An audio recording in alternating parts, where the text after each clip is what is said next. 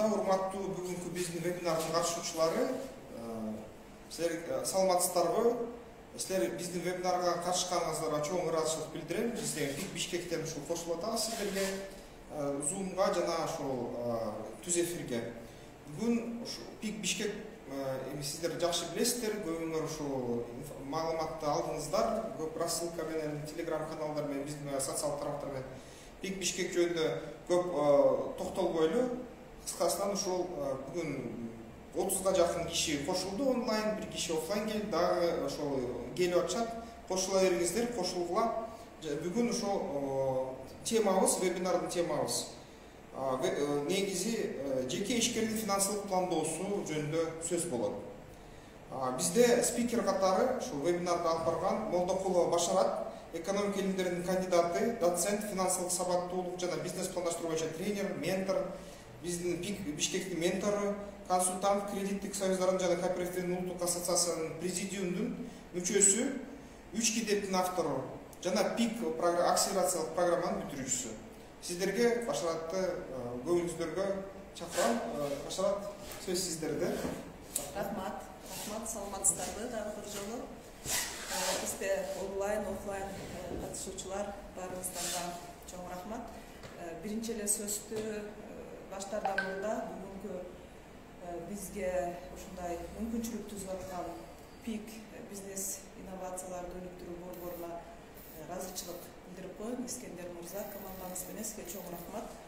Экинчиден, бүгүнкү катышуучуларга өзгөчө ыраазычылык, себеби ушундай учурда убакыт аябай тар, жумуштарыңыздар толтурай, ошого карабай бир жаңы бирдеме угайын, билейин, үйрөнөйүн деп келип отурганыңыздар үчүн сиздерге дагы чоң рахмат. Катышуучулар, онлайн катышуучулар, сиздерге дагы чоң рахмат. Искендер мени тааныштырып кетти. Мен Башарат Молдокулова, көп жылдан бери университетте мугалим кесибин аркалап келем. 24 жыл педагогикалык стажым бар. Наукада изденип келдим. Экономика илимдеринин кандидаты болдум, доцент, китеп жаздым, көптөгөн проекттерде тренер болуп иштедим. Акыркы учурда тренерликти көбүрөөк иштеп келатам. Тренер көп эле темаларда выступленияларды жасап келатабыз. Бул финансылык сабаттуулук эң негизги темабыз. Андан башка өзүмдү өнүктүрүү курстарыбыз бар. Балдарга финансылык сабаттуулук билимин берүү боюнча мектептерде, университеттерде иштеп келатабыз. Ошондой эле дагы бир жаңы тема аял эркек ортосундагы мамилелер, үй бүлөлүк бюджет, киреше көтөрүү, инвестиция түрлөрү жана башка. Бүгүн уюштуруучулардын суроосу боюнча мен сиздерге жеке ишкердин финансылык пландоосу деген тема менен келдим. Бул теманын арасында бир 10го чукул теманы кыскача бергенге аракеттенебиз. Эми убактыбыз канчалык жетет, ошондой иштейбиз. Сиздерден сураныч, урматтуу катышуучулар, офлайн, онлайн.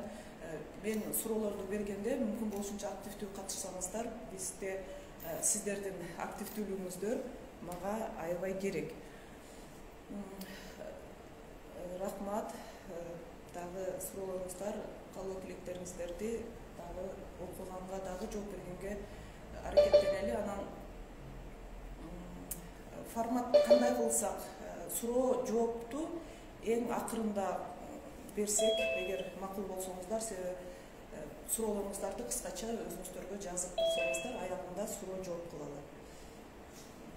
Биринчи эле биз негизги ар бир финансылык ийгилик жөнүндө сөз баштаганда эле азыр финансылык сабаттуулук деген термин аябай чоң алып турайын. Сиздерге суроо, бул финансылык сабаттуулук дегенди кандай түшүнөсүздөр? Финансылык сабаттуу киши кандай болуу керек? Онлайн катышуучулар жооп жазыңыздар. Финансылык сабаттуу киши кандай болуш керек? Негизи эле финансылык сабаттуулук деген эмне? Кандай түшүнөсүздөр?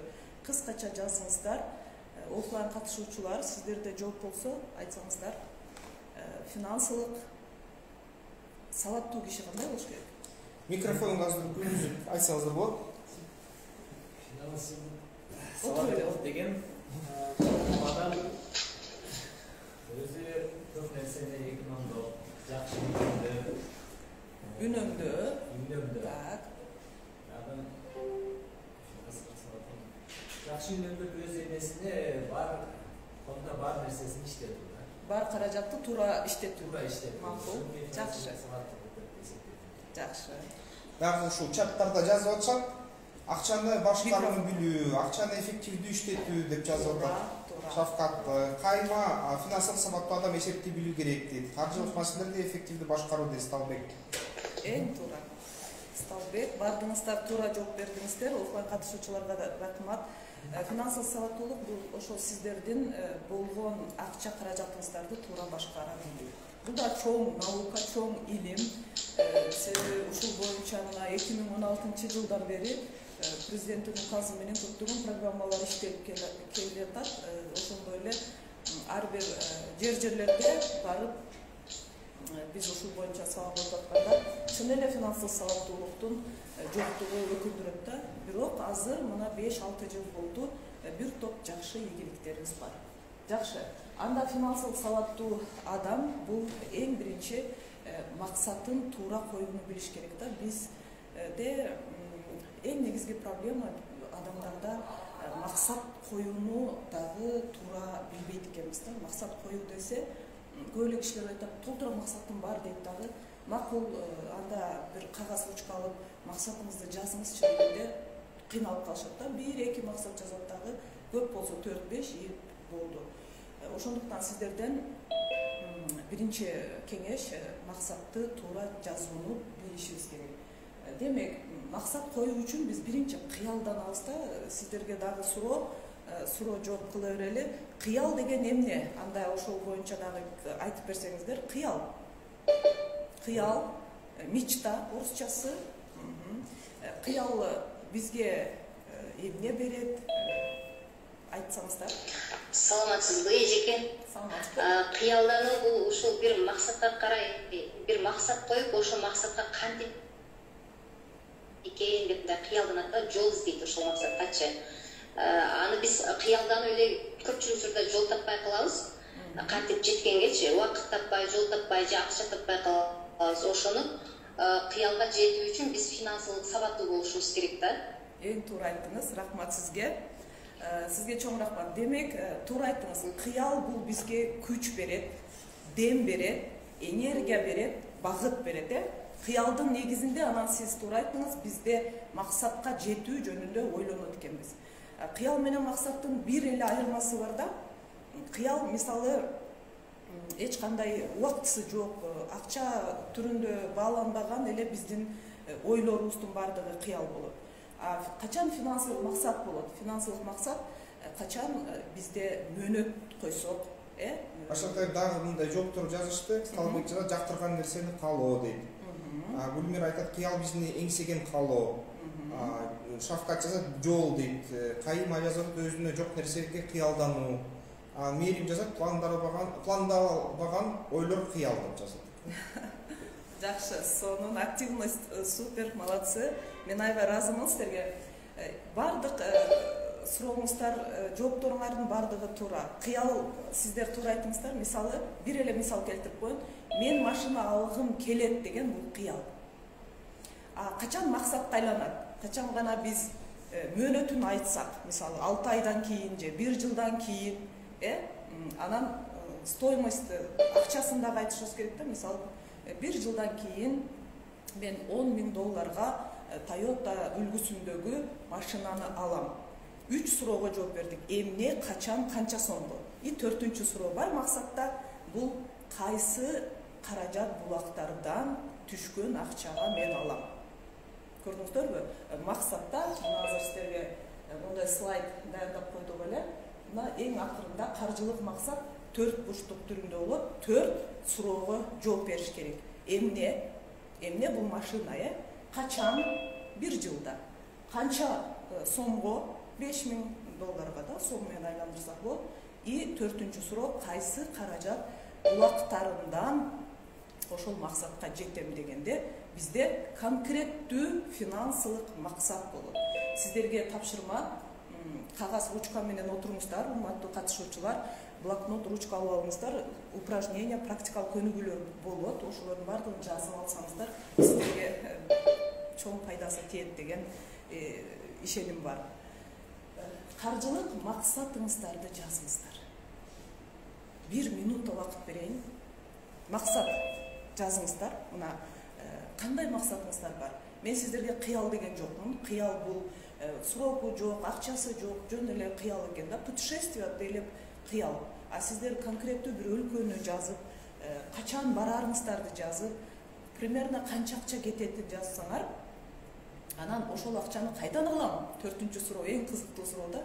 Биз максат коердо, бирок биз максат коюуда мээбизге эч кандай ограничение койбой үйрөнүшүбүз керек. Максат жазарда ограничение койбоңуздар, чектөө койбоңуздар. Максатты 1 минут убакыт жазыңыздар. Ким кандай максат жазды, окуп берсеңиздер да болот. Максат эмне, качан, канча сомго и кайсы акчама? Мына 4 вопростон турган суроого жооп берсеңиздер, сиздер финансылык максат. Жипаргүл менен Миргүл кол көтөрүштү. Анда Жипаргүл биринчи анан Миргүл сиздер айтсаңыздар. Жипаргүл, сөз сизде. Микрофонуңузду үйгүзүп алып сөйлөсөңүз болот.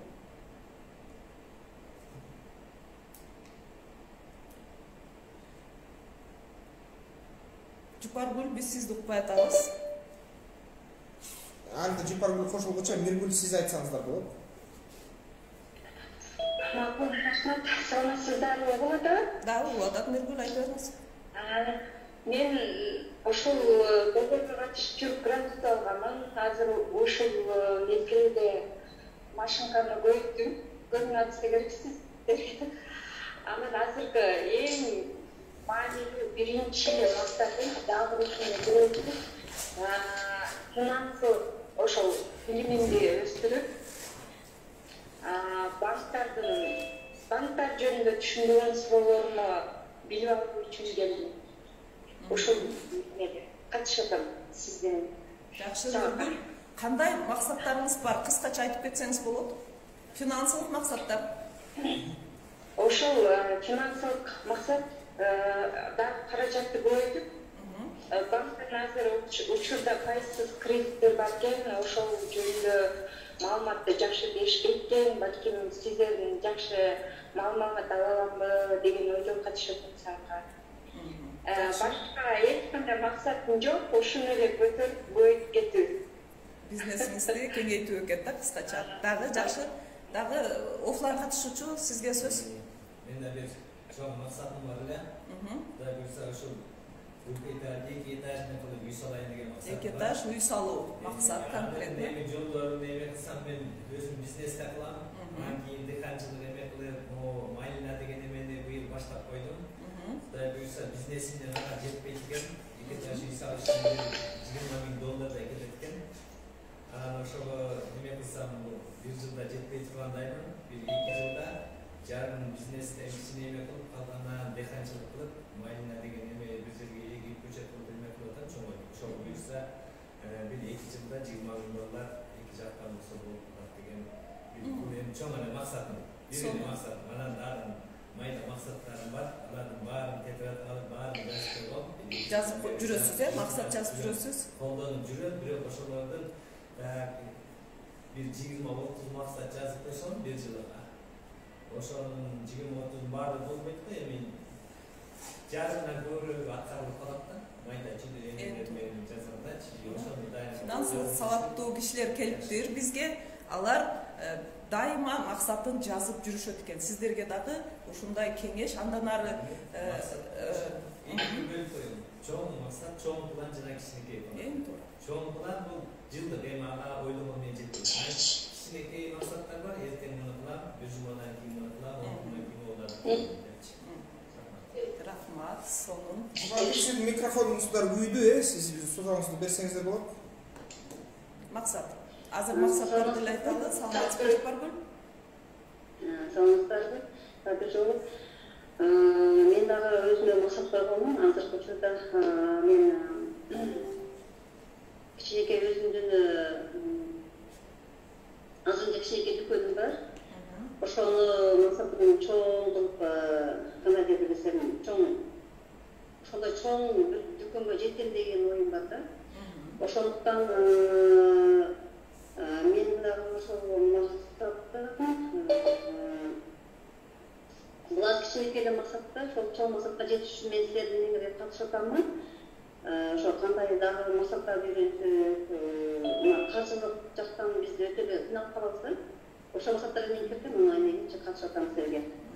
Рахмат Жапаргүл. Дүкөнүм чоңойтсом Дагы эки киши максатын жазыптыр. Зубайда жазат, мен максатым цехти чоңойтуу. Буга дагы 20% көбөйтүү дейт. Зайданбайга чейин максатым ал эми байдан 3 жылга чейин, 6 айдан 3 жылга чейин максатым экспортко чыгуу дейт. Сонун. Айя Бапаева жазат, 3 айда Бишкекте билим берүү борборун ачуу үчүн материал техникалык база сатып алуу, кайсы булактан алуу азырынча изденүүдөмүн дейт. Кандай сонун катышуучулар бар? Барыңыздарга рахмат. Мен айтып койсом болобу? Айтыңыз. Кыял дегенде мен жаздым 5 өлкөгө 5 жылда саякаттоо, өнүккөн өлкөлөргө. Себеби өнүккөн өлкөлөргө барып көргөндө көп нерсени окуп алат экенсиң да, көз менен көргөн баары бир башка. Теоретически окуган баары башка экен да. Анан максатым мен мектеп ачуу, компьютердик сабаттуулук боюнча ушу элге билим берүү, жегеменчилик ачып. Андан каржылык максатым ушу чоң миллионер болуу да. Дагы Мери деген катышуучу кол көтөрүп атат. Мери, сөз сиздерде, микрофоңузду жандырып айтсаңыздар болот. Саламатсыздарбы, мен угулуп атам. Угулуп атабы? Угулуп атат, Мерим сүйлөңүз. Мен алгач мындай сүйлөп берейин дедим да. Мисалы каржылык максат сөзсүз эле жигеш алып келиш керекпи? Мисалы азыр эжелер айтты, мен ушу швейный цехинде көбөйтүп, анан акча көбөйтүү максатым болуп да. Сиздики суроо экен, өзүңүз суроо, Мерим, болду? Кандай? Биринчи 12 миңге рокет пул алгым келет, баягы электрондук читалка багып. Электрондук читалка. 4 миңге баягы чуркаганда көзүңдү шамалдан күндөз сактай турган очкилер бар, ошонун 4 миңдики очки алам, анан түрлү партивка сомдук. Анан 11 миңге психологический курс онлайн деп атам. Анан кийин 55 миң сомдук кроссовкисин алам деген жаздым да азырчы. Рахмат. Сиздин биринчи сурооңузга жооп берип коеюн, бирок биз сүйлөшүктүк эле. Суроолордун баардыгы сабактын аягында, вебинардын аягында берели. Бирок сиздин сурооңузга кыскача жооп. Бардыгы эле финансылык максат акча алып келиш керекпи деп сурадыңыз. Жок, бардыгы эле акча алып келиштин кереги жок. Мисалы, путешествияга баруу деген чоң максаты бар кишилер бар, ал акча алып келбейт. Өзүңдүн кыялыңды орундатууда. Хорошо. Сиздерге чоң рахмат. Ушунда активный болуп катышып бере бериңиздер. Чоң рахмат. Андан ары максатты аныктагандан кийин бизде план түзүү деген бар да. Ошо план дегенде бардыгы кыйналат. Дейт, план дегенде эле бир тяжелый сөз окшойт деп. Жок. Урматтуу катышуучулар, финансылык план деген сиздердин финансылык максат койгонуңуздарга жетүү кадамдары. Шаги деп коет да. Ар бир кадамыңыздар ошол сиздердин максатка жетүүнүн бир кадамы болуш керек. Ар бир оюңуздар, ар бир жасаган кыймыл аракетиңиздер кадам болуп эсептелет. Мына сиздер бүгүн ушул сабакка келип катышканыңыздардын өзү бул уже бир кадам. Себеби ушул сабак учурунда көп кишилер деген бир идея келиши мүмкүн, бир демеге өзүңүздөргө аласыздар, сөзсүз ар бир сөздү жазып отуруңуздар да. Анткени бул менин көп жылдык опытым, көп жылдык тажрыйбам менен сиздер менен келип бөлүшүп атам. Өзүмдө дагы бизнесим бар, бизнес жаатында дагы 20 жылдан ашык алектенип келгем, алектенип жүрөм дагы деле. Ошондуктан бул сиздерге көптөгөн спикерлерден, дүйнөлүк спикерлерден сабак алгам, ошолорду кыскача 1 сааттын ичинде мүмкүн болушунча сиздерге бергенге аракет кылам. Андан кийин сиздер менен байланышта болуп турабыз. Instagram, WhatsApp номерлеримди калтырып коем. Ошол жерден сиздер суроо берсеңиздер, мен мүмкүн колумдан келишинче жооп берип байланышта болобуз. Финансылык план дегенде сиздер план түзүүнүн астында дайыма приоритетке карап дагы көңүл бурушуңуздар керек. Ушуну айтып коеюн. Азыр 5, 6, 10 чакты план максат жаздыңыздар да. Ошол максат жазгандан кийин ошолордун азыр дагы Мерим айтып кетти 4-5 максаттарын. Ошолорго эми артыкчылык коюңуздар. Номер 1, номер 2, номер 3 депчи. Бул дагы аябай важный да. Артыкчылык койгонду билишибиз керек. Эң негизги маанилүү максатыбыз кайсыл? Ошого номер 1 коюп алыңыздар. Андан кийинки более важныйраак, ананыраак жетсем болот, ананыраак жасасам болот деген максатка номер 2, номер 3 бул номерация коюп алыңыздар. Мисалы, мына кыш келди, көмүр алуу деген максат болсо, бул номер 1 да. Же дагы ушул сыяктуу кылып өзүңүздөр максаттарыңыздарды приоритетке коюп, приоритет менен номер коюп алыңыздар.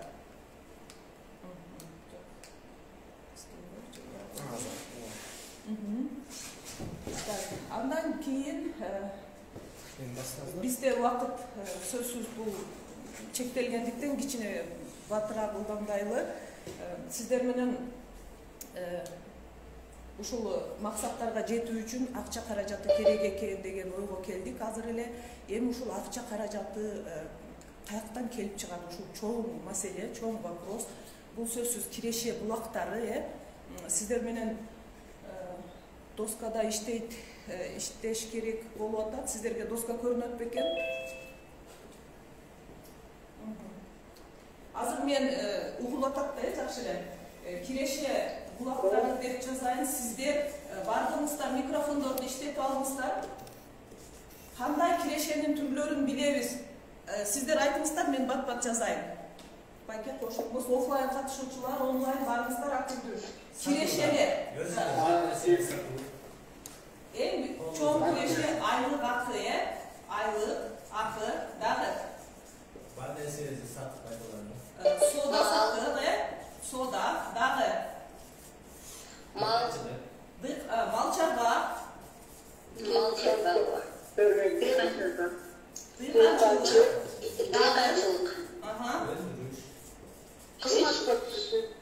Тура, услуги, кызмат көрсөтүү.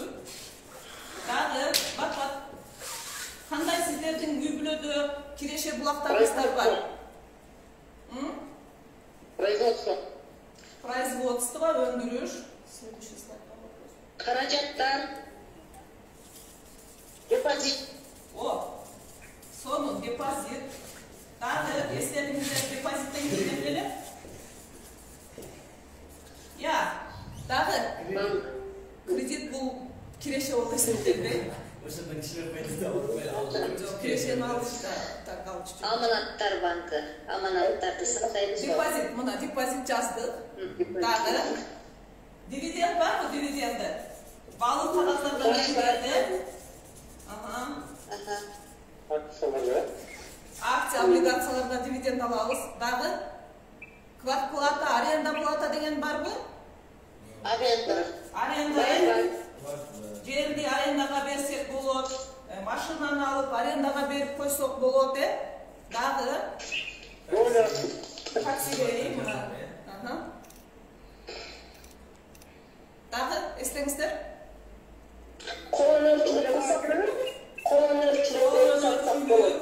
Эң туура. Гилер, тар, киз. Кулинария. Эң сону, молодцы. Жакшы. Эми чыгашаларды айтып берсеңиздер. Чыгаша. Той. Чыгашалар дегенде эле? Той. Амагаш. Чыгашалар эми пирамида Маслоунун пирамидасы боюнча бизге эң керектүү бул тамак аш, Чыгашанын эң биринчи түрү тамак аш. Кийим-кечек. Kommunalda çıgaşalar Birlik salağından. Siyasfa dağı Ballar bakacağız. okulga Kontraktörüz. okulga mına sadik mektep üniversitetin bardığı okulga olgan çıgaşalar dep çoğul жазып koyuldu dağı. Жол кире, транспортный расходы деп коюлат. Транспорттук чыгымдар. Дагы Toydu joylarda Toy. Eğer işler olsa той аш жаздым. Кандай? Налог. Салык.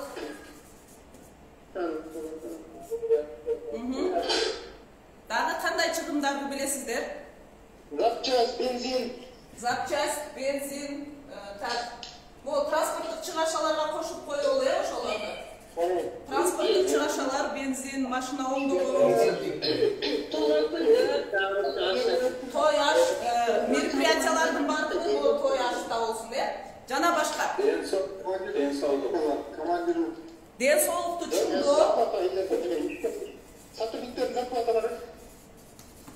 ден соолукту чыңдоону почему-то эң аягында айттыңыздар го, биринчи той чыгаша дегенде эле биринчи той деп айттыңыздар. Бул эми туура айттыңыздар. Ошол жерлерге барып биз дагы семинар өтүп атканда чыгаша дегенде эле той аш дешет да. Но биздин менталитет ушундай. Эми сиздер менен кыскача ушул киреше чыгаша жазгандан кийин ар бирине токтолуп кетейин. Себеби бул өтө важный да. Карап туруңуздар. Мына ушул киреше менен чыгаша экөө биригип бизде бюджетти түзөт. Киреше чыгаша жазуу системасы бул бюджет. Үй бүлөнүн бюджети деле ушундай, мамлекеттин бюджети деле ушундай, Бюджет эки эле түрдүү болот. Или дефицитный бюджет, или профицитный бюджет. Дефицитный бюджет болгондо доходторубуз аз болот дагы, чыгашабыз көп болот. Ошондо бизде бюджет дефицит болуп калат. А кээ бир үй бүлөлөрдө ушундай ситуация бар. Дефицитный бюджет болгон үй бүлөлөр бар да, кирешеси аз, бирок чыгашасы көп. А кээ бир үй бүлөлөрдө наоборот тескерисинче бюджети профицитный, аларда чыгашасы азыраак, киреше көп. Эми киреше жалпы жонунан эки түрдүү болот да, активдүү киреше, анан пассивдүү киреше. Ким билет активдүү киреше менен пассивдүү кирешенин айырмасын билесиздерби?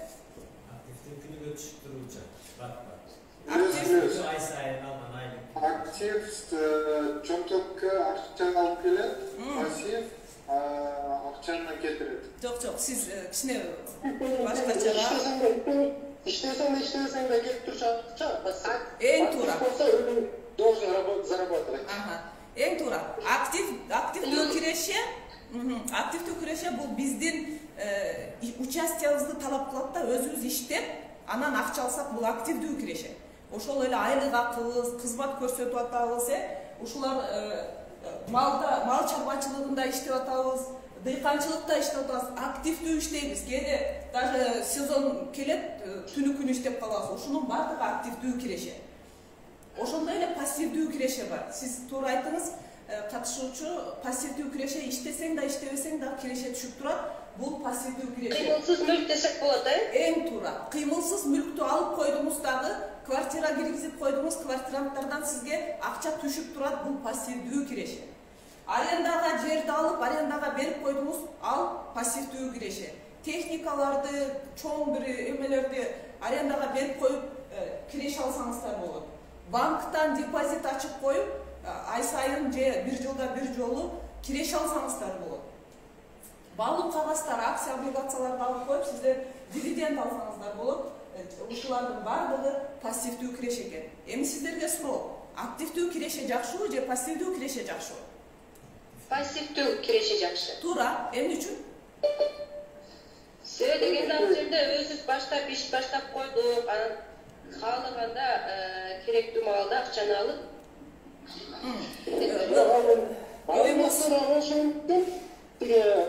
İşte berip koysam passivdiki арендадан ат түшүп калсын керек. Эгер актив иштесең, может көп түшүп калат. Мисалы үчүн, Эгер сен квартираң болсо, суточный берсең, актив болуп эсептелип, өзүң клиент издеп күнү киргизип чыгат, андан көп акча табасың. Мындай эле квартира киргизип койсоң за месяц, 30 тысяч заработать этсең, тигинден суточныйдан 60 000 табышың мүмкүн. Туура, оюңуздар туура. Негизи пассивдүү киреше жакшы активке караганда. Эмне үчүн угуп туруңуздар? Активдүү кирешеде биз өзүбүздүн энергиябызды коротобуз, ден соолугубузду коротобуз, убактыбызды коротобуз. Туурабы? А пассивдүү кирешеде сиз качандыр бир объект, квартира, жер алып койдуңуз дагы, же акчаңызды вложить этип койдуңуз, инвестировать этип койдуңуз, анан ал сизге ай сайын киреше алып келип турат. Сиз ал жерде иштебейсиз, ресурс акча иштейт. Акча бул эң жакшы ресурс. Ал 24 саат иштейт. Акча деген ушундай сонун ресурс, ал тамак ичпейт, уктабайт, ооруп калбайт, тояшка кетпейт. Дайыма 24 саат сизге иштеп турат. Ошондуктан сиздерге дагы бир кеңеш, пассивдүү киреше булактарын көбөйтүңүздөр. Эч качан азыркы заманда ушул күндөрү биздин заман өнүккөн учурда бир киреше булагы менен жашаган бул туура эмес. Сөзсүз түрдө кээ бир адамдар бар, эми тилекке каршы бир эле айлыкка жашаган адамдар деле арабызда бар. Бул заман талабына туура эмес. Себеби сиздерде азыркы учурда мүмкүнчүлүк аябай көп, толтура алектенип, толтура пассивдүү киреше, толтура бир бизнестин түрлөрү аябай көп. Даже ананраак айтып берем, бизнестин түрлөрү боюнча дагы сиздерге кененирээк айтам. Чыгашаларды дагы өзүңүздөр айттыңыздар, жаздык. Чыгаша дагы эки түрү бар. Обязательный чыгаша деген бар, сөзсүз жасала турган чыгашалар бар, анан не обязательный чыгашалар бар да. Эми сиздер эгерде финансылык максатыңыздарга жетүү үчүн аракеттенип изденип аткан болсоңуздар, чыгашаларды дайыма оптималдаштырып турушуңуздар керек. Кээ бир чыгашалар бар, кереги жок чыгашаларды жасап коебуз да. Ошондуктан сиздер дайыма кирешени көбөйткөн жолун издешиңиздер керек. Бул бир, экинчи чыгашаны төмөндөттүү жолун издешиңиздер керек. Ошондо сиздерден финансылык ийгиликтер күтөт. Эми дагы бир суроо. Кимдер араңыздарда чыгаша кирешелердин учетун жазып жүргөндөр бар араңыздарда? Ким дайыма жазат? Мынча расход жасадым, мынча доход жасадык деп, анан айдын аягында бир жыйынтык чыгарып турасыздарбы? Бар. Жазасыздар, рахмат, молодцы. Сиз дагы? Сиздер офлайн катышуучулар? Примерно деген туура эмес да, точно жазып жүргөн бул эң жакшы болот. Сиздерге слайд көрүнүп атабы? Онлайн катышуучулар? Пассивдүү киреше булактарын мен сиздерге жазып койдум, сүрөткө тартып алсаңыздар болот.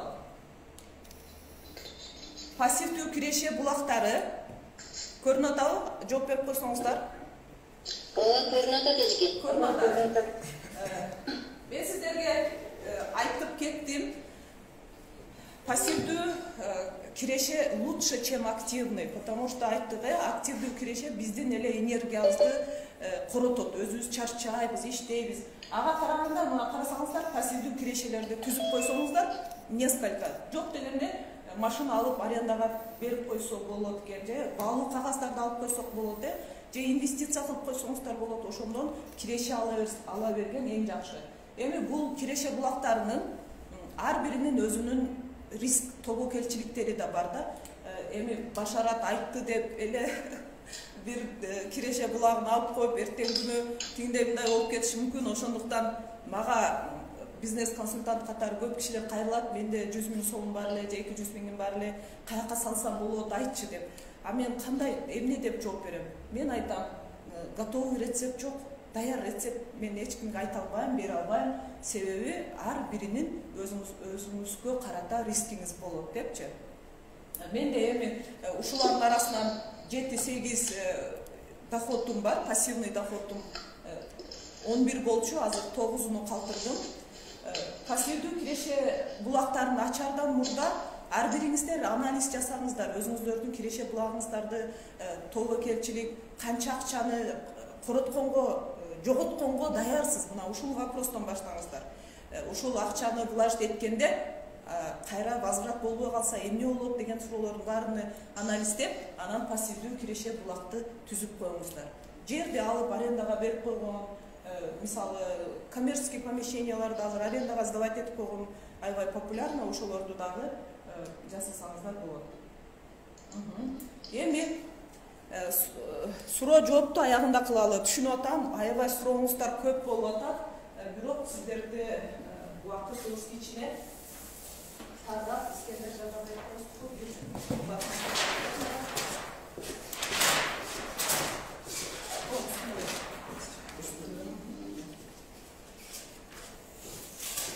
финансылык абал деген жакшы бир термин бар. Сиздер мисалы көптөн бери жолукпай калган кишиңиздерге жолуктуңуздар, көчөдөн случайно көрүп калдыңыздар, анан үйгө келип үйлөрүңөргө айттыңыздар, баягы таанышты көрдүм десе, анан сиздерден сурайт да, кандай экен дегенде, жашоо шарты кандай экен дейт да, десе, жакшы экен, сонун же мындай орто экен, же анча эмес экен деп айтасыздар да.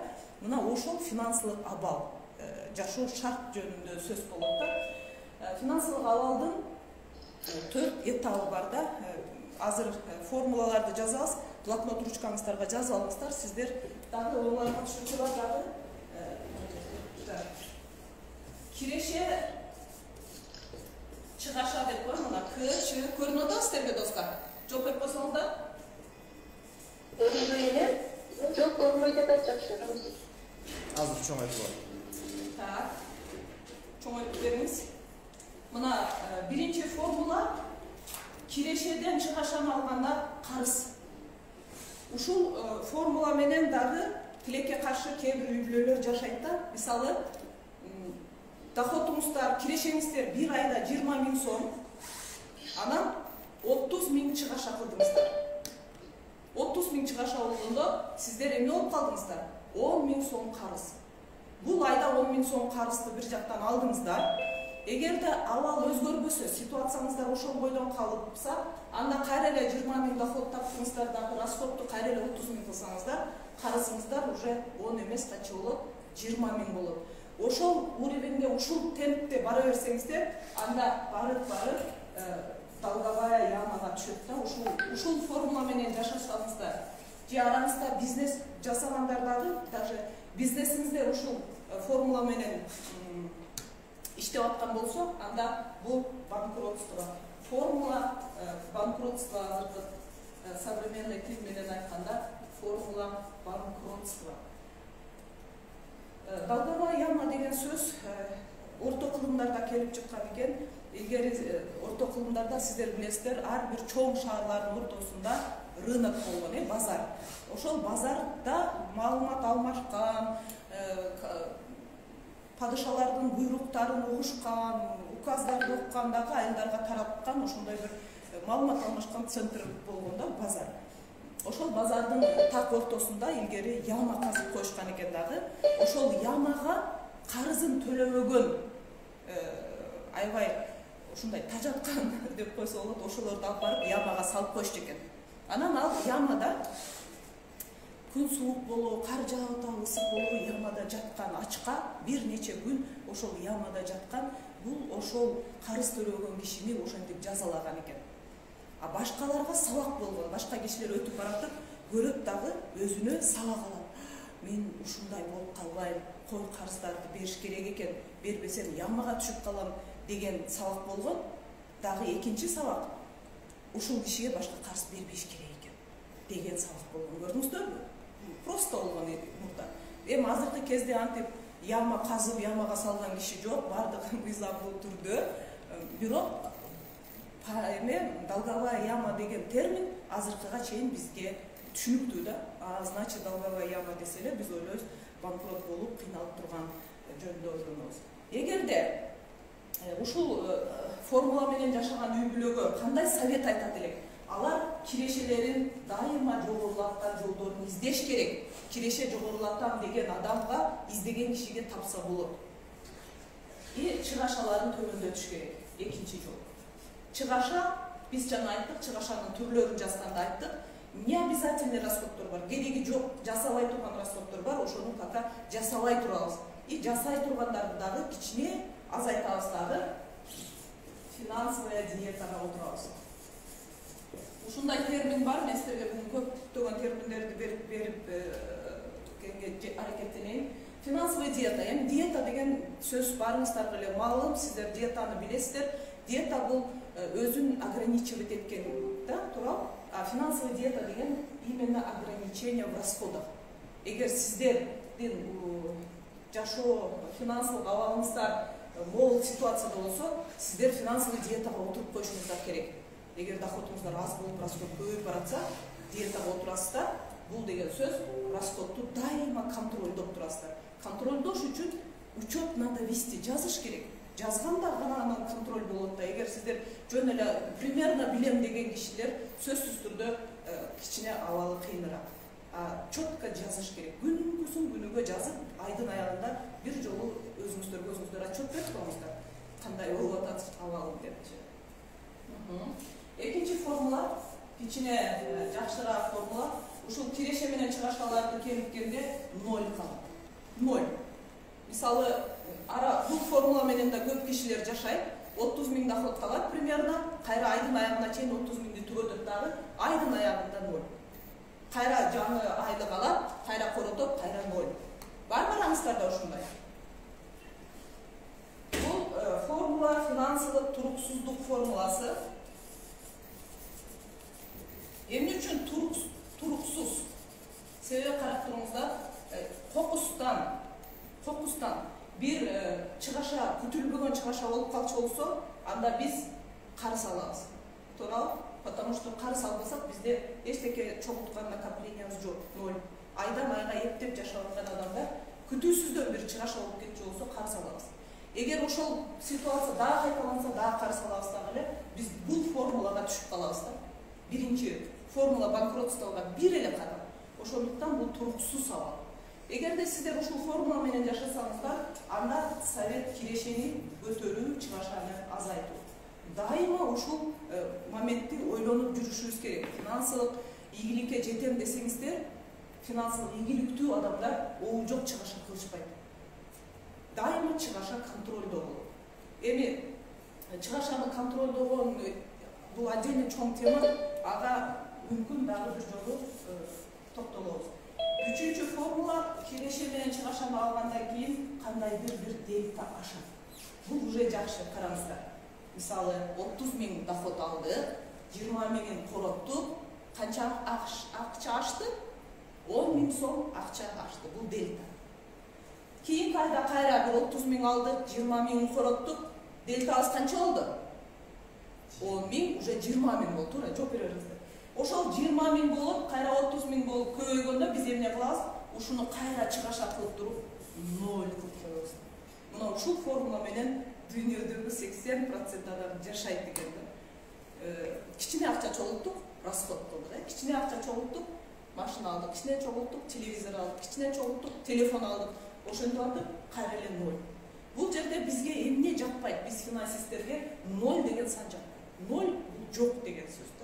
Дельта бар, хорошо, биз дельта бар, дельта бар деп сүйүндүк, бирок көп кишилер ушул дельтаны барын чыгаша кылып ишет дагы, анан кайра 0 кылып, анан 0 менен отуруп калат. Бул эң туура эмес. Но формула финансылык туруктуулук деп айтылат. Финансылык туруктуулук. Эмне үчүн туруктуулук? Себеби бизде дельта бар. Дельта бар, ошон үчүн туруктуубуз. И эң акыркы самый шикарная формула деп коебуз биз. Бул киреше менен чыгашаны кемиткенде жанагы дельтаны коротпой эле биз инвестировать этип коюшубуз керек да. 10 000, 20 000, 30 000 чогултуп атасыздарбы? Ошону куда-то инвестировать этип коюңуздар. Инвестиция түрлөрү, жолдору деген темабыз бар. Биз дагы айтып кетем. Банкка депозит ачып коюңуздар, бир жака инвестиция кылып коюңуздар, бир партнер болуп алыңыздар, бирөөгө акция, облигация алып коюңуздар, ошентип атып капиталыңыздарды көбөйтүңүздөр. Бизде эң чоң показатель бул капитал. Капитал канчалык жогору болсо, значит биз ошончолук финансылык стабильный, финансовый, свободный адамбыз. Бул формула Финансовый эркиндик формуласы. У вас что там экран? Финансовый эркиндик. Финансылык эркиндик формуласы мына ушундай болот. Ким кайсы формула менен жашайт? Өзүңүздөрдү табыңыздар. Мына биринчи формуланы айттык. Бул долговая яма, доходуңуздар аз, бюджет дефицит. Экинчи формула киреше менен чыгышыңыздар бирдей, айдын аягында 0 болуп калат. Үчүнчү формула дельта бар, но аны дагы биз чогултуп туруп, кайра эле расход кылып 0го келип калдык.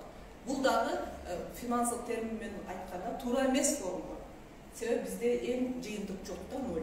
А эң самый сонун, эң туура формула мына киреше менен чыгышада дельта болсо, хоть какой азбы көппү дельтаңыз болсо, ошону инвестировать этип үйрөнүңүз.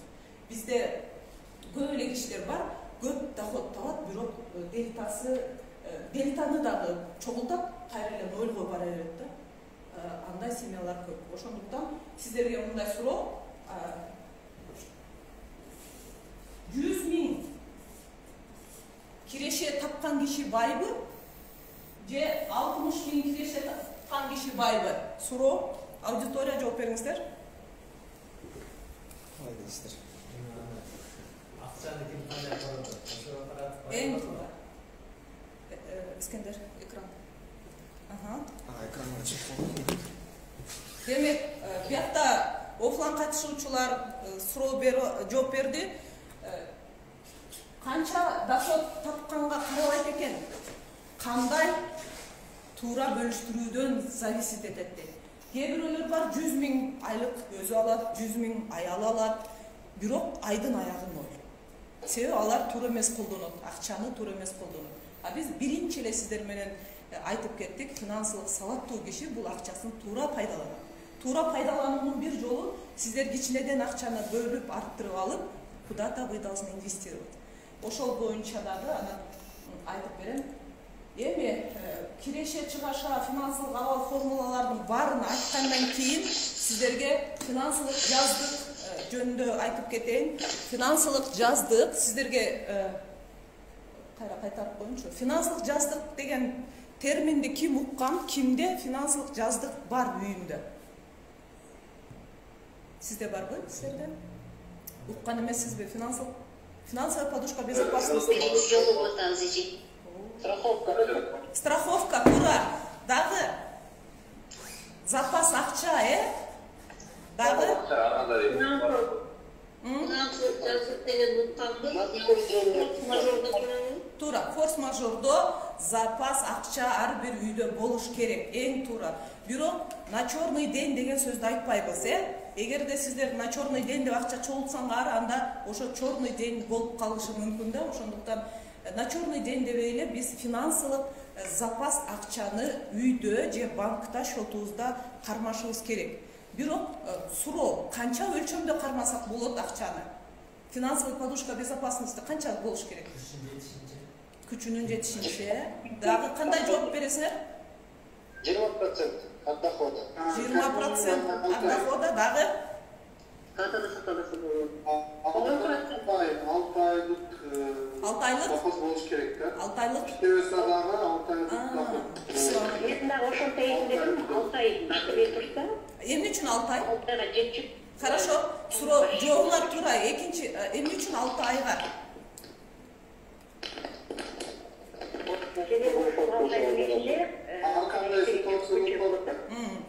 Сиздер рахмат. Айбай сонун туура туп, туура жооп бердиңер. Рахмат. 6 финансылык жаздык бул биздин запас акчабыз экен.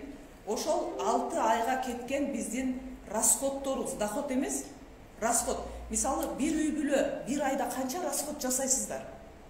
Эң основной расходтор болот го, мисалы, тамак-аш, кийим-кече минимальный, анан балдардын садиге, школуна төлөш керек, коммунальный услуга деп, примерно эсептегенсиздер да канча сом кетет? 30 000, бир айда 30 000 кетет. Ошону сиз 6 айга көбөйтсөңүз, 180 000 сом сизде несгораемый сумма деп коет го, ошол акча болуш керек да. Хоть дома держите наличными, хоть банкка салып койгула, жана до востребования счетторго. Сиз терминдерге ошол болуш керек. Эмне үчүн финансылык жаздык түзгүлө деп акыркы учурда аябай көп айтып атабыз. Бул сиздерге уверенность берет. Финансылык подушкасы бар адамдарда уверенность пайда болот да, өзүнчө эле походкасы өзгөрүлөт, өзүн уверенный сезип калат да, на всякий случай запас акча бар деген сизге бул акча дем күч берип атпайбы? 6 ай деген мындай да, 6 ай, мисалы, случайно вы потеряли работу, жумуш жок калдыңыз, жумуш жок калган адам, эгерде финансылык подушкасы болсо, ал көп сарсана болбойт да. 6 ай менин балдарым ачка калбайт. 6 ай менин балдарым курска, мектепке, садикке бара берет. Бирок сизде убакыт бар, жумуш, башка жумуш издеп тапканга. Эгерде финансылык подушкаңыз жок болсо, анда сиз биринчи, первый попавший работага кирип алышыңызга туура келет да. Ал жумуш сизге жакпаса дагы, айла жок чуркап барып иштейсиз. Эмне үчүн? Себеби сизде запас акча жок. Эгерде запасыңыз болсо, сиз кенен жумуш кыдырасыз. Көрдүңүзбү? Ошол үчүн 6 ай. 1 ай жумуш кыдырыңыз. 2 айда жумушка кириңиз. 3 айда уже акча алып, кайрадан подушканы чогултуп коюш керек. Көрдүңүздөрбү? Всё, очень мындай бул аябай керек экенин, маанилүү экенин сиздер билишиңиздер керек да. Бул өзүңүздөрдүн эле эң биринчи эле сиздерге күч, кубат, ишеним, бул эртеңки күндүн келечеги деп да койсоңуздар болот да. Балдарым ачка калбайт, курска барат, окуусу төлөнө берет, спорт секцияга, танцыга барса, разный английский курсы, ошонун бардыгын эсептеп туруп, дайыма запас акча коюп коюңуз. Ар кандай ситуация болуп калышы мүмкүн. Бирок сиз ошол жумуш жок калган күнүңүздө деле ооруп калсаңыз деле, сиз запас акчадан алып, үй бүлөңүздү содержать этип турган акча экен да бул. Ошондуктан буга жакшыраак көңүл бурабыз. Андан кийин финансылык термостат деген термин бар. Финансылык термостатты ким укту эле, араңыздарда барбы уккандар? Сиздер жок. Финансылык термостаттагы мындай аябай точный бир показатель да. Өзгөчө азыр сиздерге айтсам, өзүңүздөрдү табасыздар. Мисалы, ар бир адамдын белгилүү бир доходко өзүнүн мээбиз көнгөн да. Көнгөн биздин көрсөткүч, деңгээл. Мисалы, бир үй бүлөдө 50 000 доход түшөт. Ошол 50 000ге биздин мээбиз көнгөн. 50 000ге бизге комфортно. 50 000ге биз план түзөбүз. Примерный план 50 000ге заранее эле түзсөк да болот, себеби биз билебиз 50 000 алабыз. Бул биздин термостат экен. Катышуучулар, угатасыздарбы? Финансылык термостатыбыз бир дайыма алып жүргөн кирешебиз экен. Эми кээ бир учурда сиздер бир жактан кирешеңиздер көбөйдү, премия алдыңыздар, 13 зарплата болуп калды, же бир пассивный доходуңуздар келип калды дагы, сиздердин баягы 50 000 эмес, 70 000 бир айга киреше алып калдыңыздар да. 70 000 алганда сиздердин термостат бузулат. Сиздердин көнүп алган уровенден бузуласыздар дагы, ашыкча, мына 50 000ге сиздер көнгөнсүздөр да. 70 000 болгондо 20 000 ашты, мына ушул ашыкча 20 000 сиздерге тынчтык бербейт да. Туурабы? Кыйналып кетесиздер, ушу 20 000ди срочно коротуш керек деген план түзөсүздөр. Жок жерден люстра, штора, эмнени алсам экен, эмнени алмаштырсам экен деп атып, жана 20 000ди коротуп, 50ге түшкөндөн кийин деп жыргап каласыздар да. Мына термостат деген ушул. Биздин көнгөн уровендеги, деңгээлдеги акчабыз. Анан кээде болот, сиз ооруп калдыңыз, больничныйга чыктыңыз, же бирде болду дагы, термостатыңыз 50 эмес, 30 болуп калды. Ошондо дагы сиз покойду жоготосуз дагы, жанагы жетпей калган 20 000ди издеп, таап, бир ай самый аябай кызыктуусу, угуп коюңуздар. Бул научно доказано да, көп кишилерге айтсам дагы, көптөгөн вебинарларда баары айтышат. Ооба дейт да. Эгерде доходум аз болсо дейт, мен сөзсүз кошумча киреше жок дегенде жолдошума таксовать этирип, же эркектер өздөрү бир жактан иштеп, жанагы жетпей калган сумманы толуктап, баягы уровенге чыгаргандан дагы деп у нас морально удовлетворенное состояние болот экен дагы, анан биз успокоиться этип калат экенбиз. Ушул термостат. Сиздерден сиздерге кеңеш, ошол термостат менен туруп калбаңыздар. Термостатты дайыма жогорулатып турушубуз керек. Эгер сиздер дайыма 50 000 доход алып келип жүргөн болсоңуздар, ну сиз 20 000 алдыңыз, жолдошуңуз да 20 000 алды, 10 000 сом дагы, может быть, какой-то пассивный доходуңуздар бар, 50 000 доход дайыма келип турса, кийинки жылда сиздердин доходуңуздар жок эле дегенде 20%ге өсүп туруш керек. Бул экономиканын закону ушундай. Эгерде доходуңузда, дагы сиздер кызыктуу нерсе айтып коет, доходуңузда жыл сайын өспөсө, күнөө кимде? Күнөө өзүбүздө. Эң туура. Да, күнөөнү сырттан издебеңиздер. Күнөө өзүбүздө. Эч качан башка бирөөнүн күнөөсү эмес ал жерде сиздин доходуңуз өспөй атканы үчүн өзүңүз күнөөлүүсүз. Ошондуктан кошумча издениш керек. Ал жөнүндө кошумча источниктер боюнча анан сиздерге айтып берем. 4 конверт эрежеси деген бар. 4 конверт эрежеси деген бар. Сиздерге бүгүн айна көп информация даярдап келдим эле, убакыттын жетишинче айта берейин. 4 конверт эрежеси кандай? Эмне үчүн 4 конверт деп айтылат? Ошол эрежени колдонгом, мен дагы через это прошла, мол формулалардын баарынан өткөм. Урматтуу катышуучулар, мен деле сиздердей доходду мас болуп, бюджетте бир айлык карап иштеген убактыларым болгон. Бирок ошол финансылык грамотностьты өнүктүрүп, көптөгөн окууларды окуп, анан кошумча бизнестеримди өнүктүргөндөн кийин, пассивдүү киреше булактарды ачкандан кийин, азыр эми Кудайга шүгүр да. Ошондуктан сиздерге дагы айтарым, эгерде сиздер биринчи же экинчи формулада жашап аткан болсоңуздар, биринчи формула бул жана айттык, сиздердин кирешеңиздер аз болуп, карызга болуп калышыңыздар мүмкүн, же киреше менен чыгашаңыздар бирдей уровень болуп, дайыма 0 болуп калган случай болгон болсо, анда сиздерге 4 конверт эрежесин колдонуңуздар. Бул мындай: алган доходуңуздардан, ар кандай доход болсо, эң биринчи 20%-ин алып коесуздар. Жазып алыңыздар. Доходдун 20%-ин биринчи эле алып коесуздар. Биз мындай кылабыз да, доходдун баарын колдонуп бүтүп, анан ашып калса, анан инвестировать этебиз деп ойлойбуз да. Жок, ашпайт, билесиздер, ашпайт. Ошондуктан биринчи эле киреше келдиби, 20%-ин алып коюңуздар. Эми 20 көп эмес, аракеттениңиздер. Мисалы мына 20 000 доход келди үйүңүзгө, 20 000 айлык алдыңыз, 20% бул канча болот? 4 000. 16 000 калат. Эгерде сиздер 20 000ге жашап жүргөн болсоңуздар, 16 000ге деле жашаса болот. Жашаганга аракеттениңиздер, финансовый диетага отурасыздар. Андан кийин канча миң калды бизде? 16 000 калды. 16 000-ди 4 конвертке бөлүп салып коебуз. Ар бир конвертке канчадан туура келет? 4 000. 4 конвертке 4 000 салып коесуздар дагы. Эмне үчүн 4 конверт? Бул 4 жума деген, 4 недели. Биринчи жума башталды, сиз конвертти ачасыз. Конвертти ачканда конверттин ичинде 4 000 сом. Ошол 4 000 сомду көргөндө сиздин мээңиз айтат: "Ай, акча аз турбайбы?" деп. А мурда сиз кандай кылчу элеңиз? 20 000-ның баарын алып келесиз, анан вроде кажется, что акча көп, улам четинен суруп алып атып, акчаңыз 2 жумага жетпей түгөнүп калчу. Туурабы? Айдын аягына чейин айлык жетпей калчу. А сиз азыр кандай методко өтүш керек? Мени эмнеге көндүрүшүңүз керек? 20% алып койдуңуз, ал 4 000 сомду бир жака вложить этип коюңуз. Себеби үйдө турса билесиздер, ал дагы бир жака кирип кетет.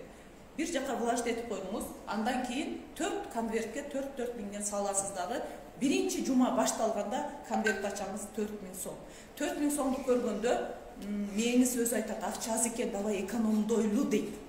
Анан сиз ошол бир жумада 4 000 сомго жашаңыз.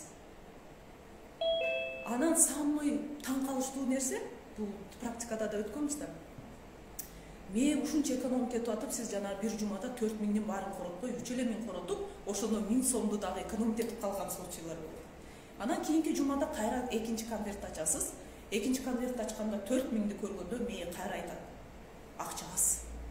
Кайра экономить этип атып, ошентип атып, анан айдын аягында сиз ошол конверттерден дагы чогултуп 1000 сом ашырып калышыңыз да мүмкүн. Анан кайра эгер 1000 сом ашса, баягы 4 000 алып барып кошуп коюңуз. Мына ошондой башталат финансылык сабаттуулук, финансылык ийгилик, мына ошондой кичинекей кадамдан башталат да. Көп эле ойлойт: "Ой, трудно." Жок, бул трудно эмес. Сиздерге айта турган нерсе бул оңой эле. Просто привычка деген дагы моменттер бар, азыраак анан айтып берем. Андан кийин эртеле чыгып экен. топто сиздер мына менин советимди уктуңуздар, конверт эрежесин колдонуңуздар, кичинеден дельтаны көбөйтүп атасыздар, акчаңыздар аздыр көптүр чогулду, көбөйдү. Эми ошол көбөйгөн акчаны каяка салсак болот, эмне кылсак болот деген суроо пайда болот. Мына мен сиздерге слайдтан көрүнүп турса керек, примерно 7 түрдү даярдап койдук. Биринчиси үйдөн акталай акча кармап отурсаңыз да болот. Экинчи түрү мал түрүндө. Бизде Кыргызстан айыл чарбасына адистештирилген аймактарыбыз көп. Көпчүлүк жерде мал түрүндө инвестиция кылгандар көп. Туурабы? Үчүнчү алтын түрүндө. Алтын түрүндө дагы инвестиция кылсаңыздар болот. Акчаңыздарды алтынга салып коесуздар. Төртүнчүсү кыймылсыз мүлк. Кичинеден кыймылсыз мүлккө салсаңыздар болот. Ипотека сыяктуу алып ай сайын төлөп кайра үйдү алып алсаңыздар болот. Курулуп аткан үйгө власть этсе да болот. Бирок мен силерге айттым, ар бир топтоонун дагы тобокелчиликтери бар да, рисктери бар. Анын баарын ойлонуп туруп жасаш керек. Дагы бир түрү банктык салымдар деп айттык. Ошол банктык салымдарды негизи инвесторлор, бизнесмендер бул жалкоонун иши деп айтат экен. Айлыкка жашагандар үчүн бул туура эле да.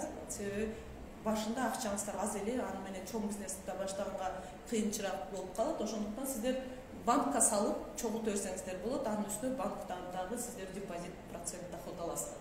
Баалуу кагаздарды деп кошуп койдук. Сиздер топтогон акчаңыздарга акция, облигация алсаңыздар болот.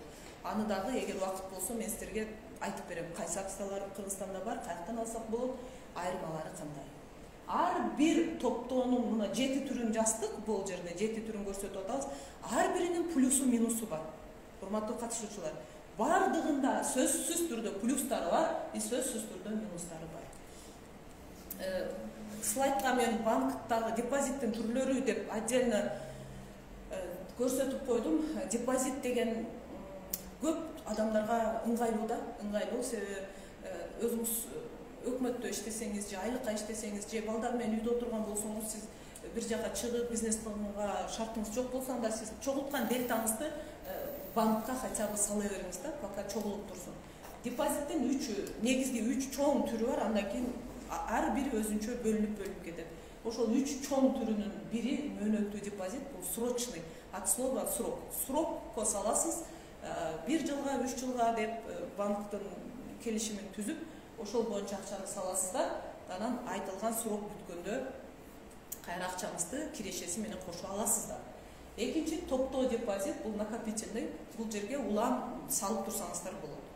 И акыркысы талап боюнча бул до востребования, бул жерде процент почти жок, кээде кичине процент коюшу мүмкүн, но бул до востребования жакшы жери сиз каалаган убакта акчаңызды кайра ала бересиз. Депозитке мөөнөттүү накопительныйга салсаңыз деле акчаңызды аласыз, бирок заявление жазыш керек, чуть-чуть время и айтылган келишимдеги проценттеги акча, мисалы сиз 15% деп салсаңыз, эгер мөөнөттөн мурда кайра чечип алсаңыз, анда сизге 15 эмес 5-6% төлөп калышы мүмкүн да. Анын бардыгы индивидуально, бирок келишимге карата түзүлөт. Анан бизден эң көп берилүүчү суроо, мен банкка депозитке акчамды салсам, банк банкрот болуп калса эмне болот деген суроону аябай көп беришет. Мына сиздерге жооп, эгерде банктарга же финансовый компаниялар, депозит ала турган компаниялар болот, ошолорго барсаңыз, офистеринде мына мондай жашыл шиттен турган агентство по защите депозитовдун эмблемасы чапталып турса, значит, коркпой эле ошол финансовый уюмга акчаңызды сала берсеңиз болот.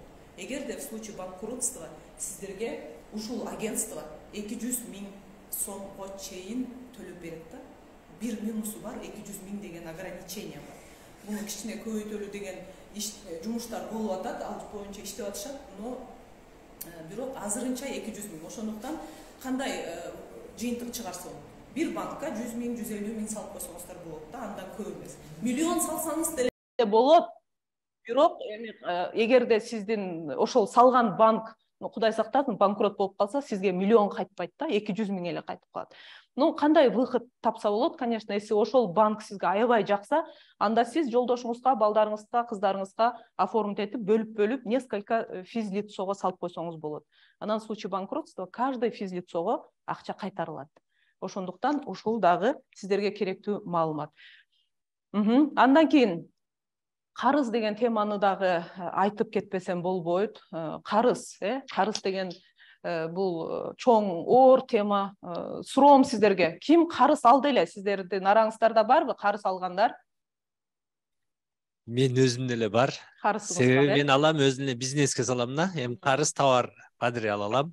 Кайрылуу ошону иштетем. Ама ата мындай күнүмдүк турмушка карыз алып вообще жашабайм. Бизнес үчүн аласыз. Бизнес үчүн алам. Мен жөнөкөй расходко албайм. Онлайн катышуучулар жоңуздар барбы? Ким карыз алды эле? Ооба. Мен деле кредит карыз алабыз. Бир чоңураак жумушту бүткөрүп алуу үчүн. Анан акырындап аны төлөп бүтүрөбүз да. Ушул карыз. Карыздын эки түрү бар. Мен 3 түрү деп өзүмөн дагы кошуп акыркы учурларда тренингтерде айтып жүрөм. Бул жакшы карыз, жаман карыз, анан эң өтө жаман карыз деген 3 түрү бар да.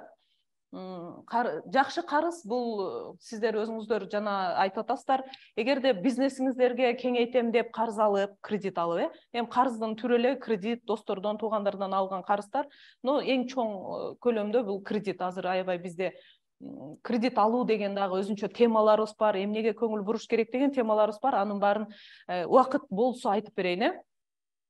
Кредит карыз аларда сиздер эгерде бизнес планын эсептеп, ойлонуп, жазып, чыгып, эгер окупаемость, рентабельность болсо, анда кредит алышыңыздар керек. Кредит алып, анан алган кредитти төлөп, андан башка бизнесиңиздерди развитие кылып алсаңыздар, бул сонун, бул жакшы карыз.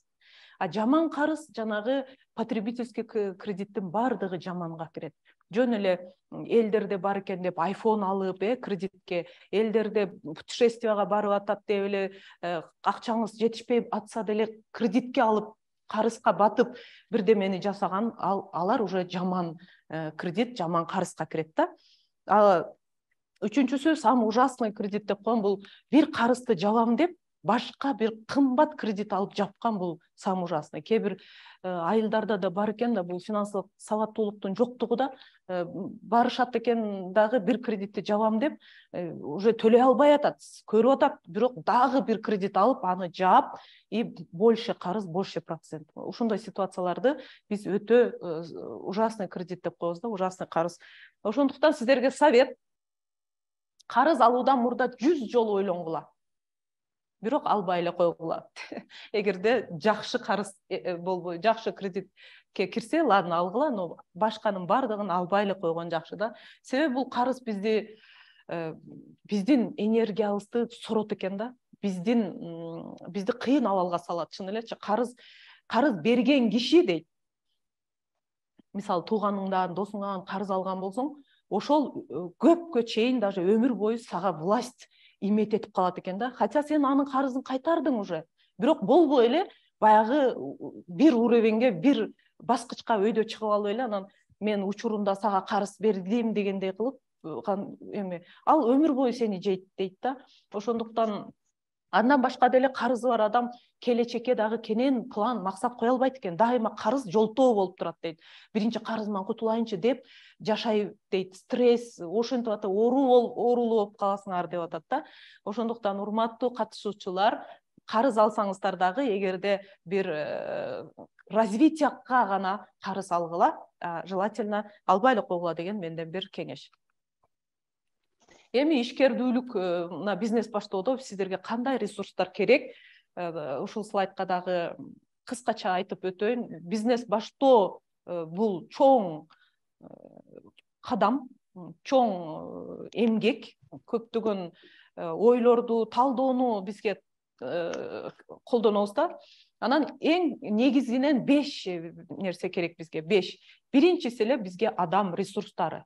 Бизде команда, рабочийлер болуш керек да. Адам ресурстары боюнча дагы бул боюнча отдельный темам бар да. Ал боюнча өзүнүн плюстары, минустары, кадрларды кандай тандайбыз, каяктан табабыз.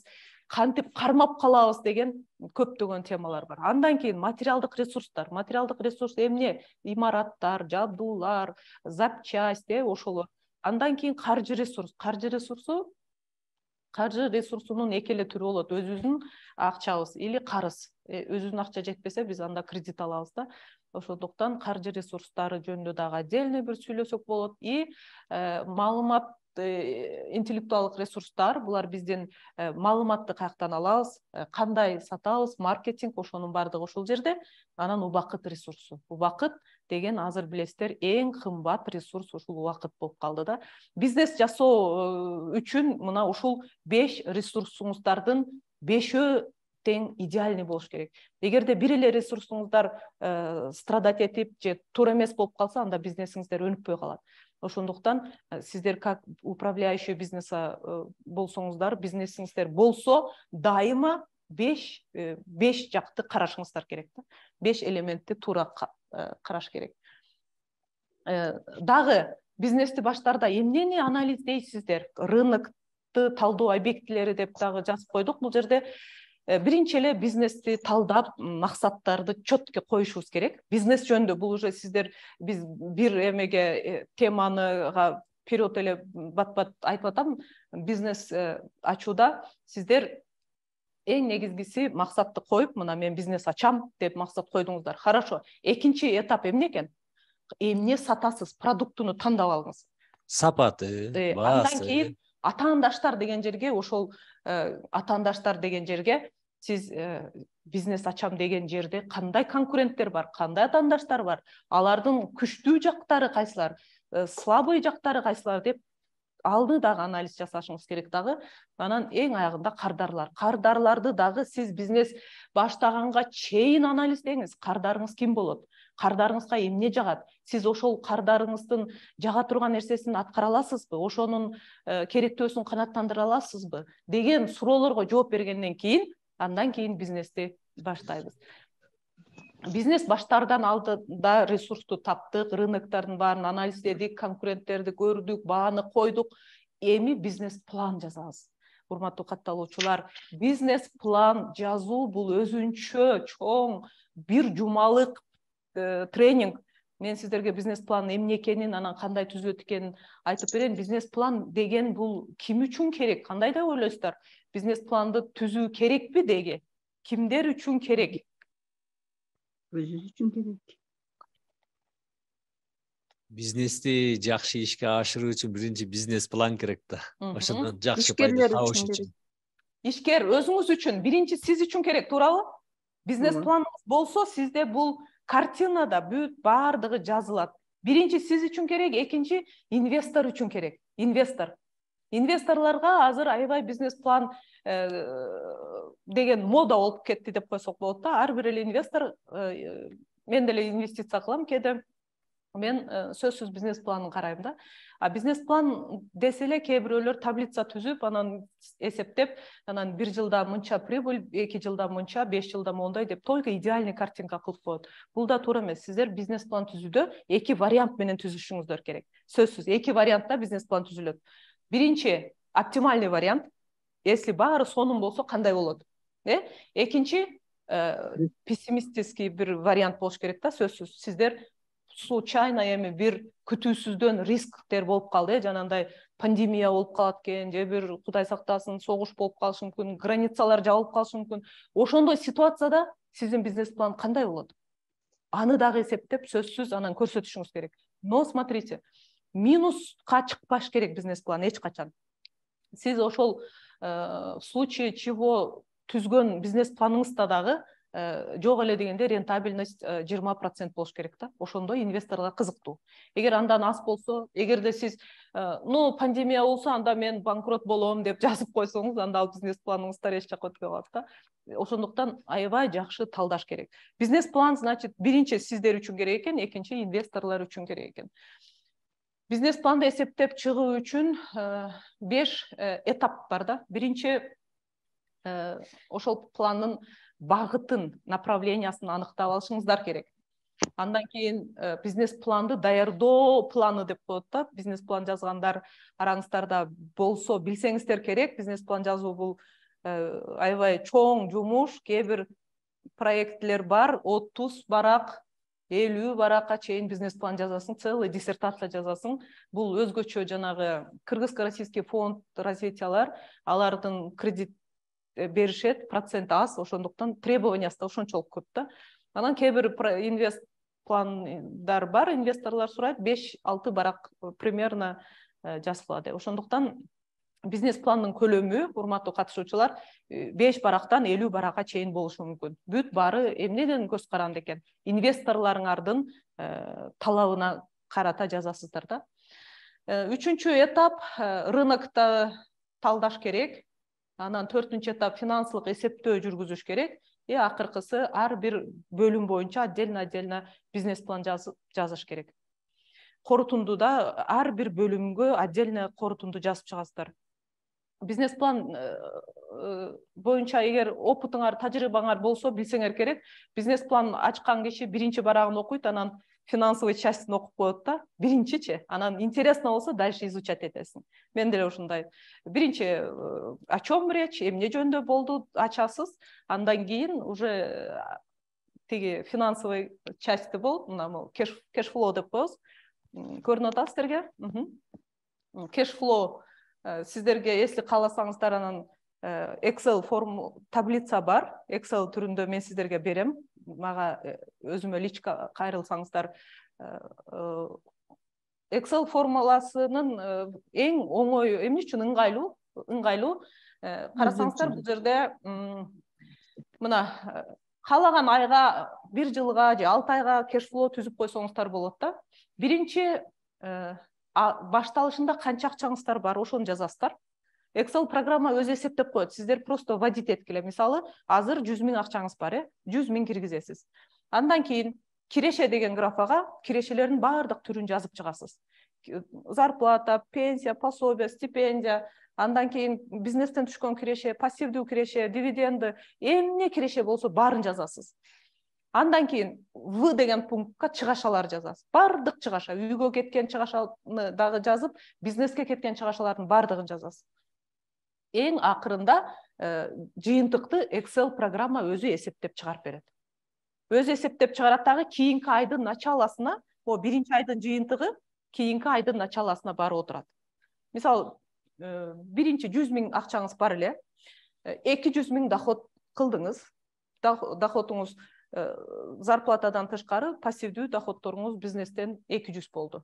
Значит, сизде 100 000 бар эле, 200 доход кылдыңыз, 300 000 уже акчаңыз болду. И доход кандай расход кылдыңыз? Мисалы, 200 деп коелу, эсепти оңойлотуш үчүн 200 000 расход, бул жерде бизнеске кеткен расход, зарплата беришиңиз мүмкүн, аренда плата төлөшүңүз мүмкүн. Примерно 200 000 болсо, айдын аягында сизге канча калды? 100 000 калды. Бул 100 000 кийинки айдын башына барып отурат.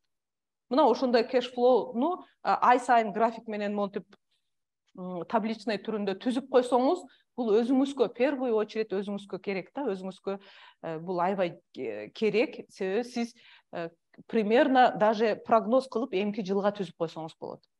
Примерный прогноз түзүп алсаңыз өзүңүзгө жакшы да, сиз заранее бизнесиңиздин картинасын көрүп аласыз.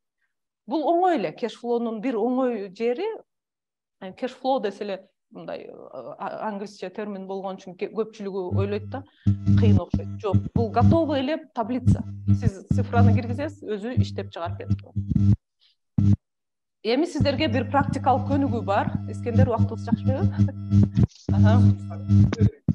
Убакыт хорошо. Рахмат. Анда блокнот ручкаңыздарды алыңыздар дагы. Сиздерге бизде канча катышуучу? Активный эле катышып атасыздарбы? Блокнот ручканы алып, бир практикалык көнүгүү иштеп коелу. Бул өтө маанилүү, себеби сиздердин ички потенциалыңызды ачканды үйрөнүшүбүз керек да. Бизде ошол чоң проблема. Блокнот ручка алыңыздар. Мен биякта бардык онлайн катышуучуларга дагы айтам. Жазыңыздар. Кирешеңизди көбөйтүү жолдору. Жазыңыздар. Кирешеңизди көбөйтүү жолдору. И астына 25 түр киреше жазыңыз. Сиздер да жазыңыздар, онлайн катышуучулар жазыңыздар. 25 түр. Мисалы Айлыктан сырткарыбы же айлыкка киреби? Айлыктан сырткары. Мейли биринчи айлык деп коерңуз. Дагы сиз эгерде иштесеңиз дагы эмне кылып акча табат элеңиз? Ушул практикалык көнүгүү көп кишинин потенциалын ачканда.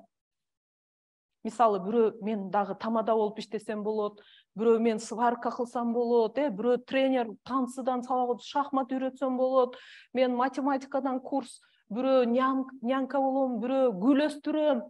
Иши кылып жазып атып эстеп жазат. Бирөө айтат: "Не, у меня пироги хорошо получается, пирог бышырып сатсам болот."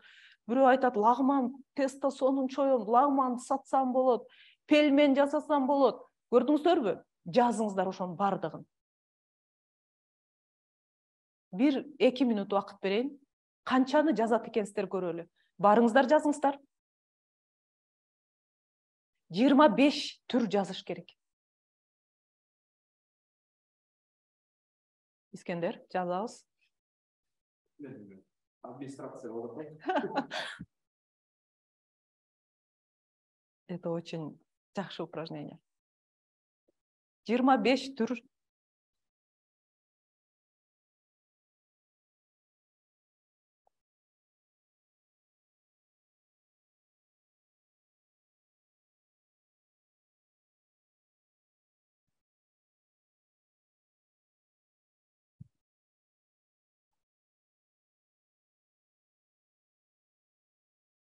Биз бул көнүгүүнү мага 5 жыл мурда бергенде мен 22 түр жаздым, башка эч таппай койдум.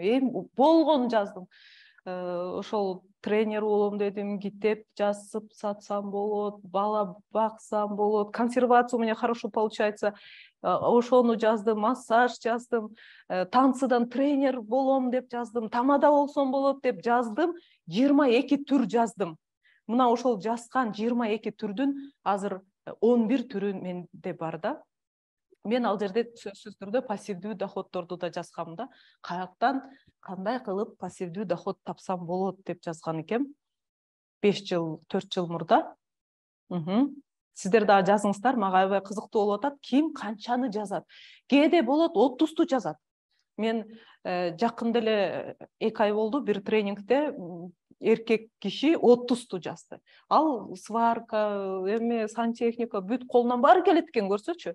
Жазып атып сам удивляется. Чын эле мен мону жасасам болот да депчи. Көрдүңөрбү? Бул ички потенциалды чыгарыш керек да, издеш керек, табыш керек.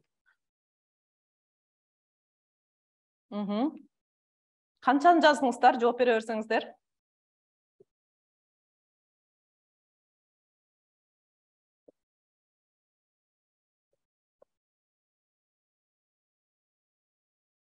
Онлайн катышуучуларыбыз? 10 жаздым. 10ду жаздыңыз? Дагы чыгабы? 12. Дагы 14 жаздым. 14, сонун 15. Мен 15 жаздым. 15. Дагы. Мен 14. 14, 15. Ойлонуңуз. Мен 10ду жаздым мен дагы. Дагы ойлонуңуз. Эң аз жазган мен кем. 3-4 араң жаздым. Ойлонуңуз. 11 деп чатка жазып атышат. Рахмат.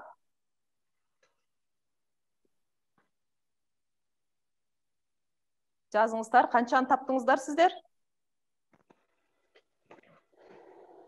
Учурда аткарып жаткандарыбызды кошо турган болсок, мисалы мен 14 болсо, азыркы аткарып атканды кошо турган болсок 19 болот экен. 5 та ишти аткарып аткан болсомчу. 5 ишти учурда аткарып атасызбы? Айтып бериңизчи. Сонун, супер. Айтып бериңиз. Мен негизги кесибим мугалимдик. Ошондо мугалимдикте мен бир эмем кирешем деген. Мугалим, ооба, дагы. Ооба. Анан атайын Апник проектинде тренер болуп иштедим, ал дагы мен жетишкендигимди ойлойм. Анан кол өнөрчүлүк боюнча атайын ишкер болуп иштеп жатам. Ишканам бар.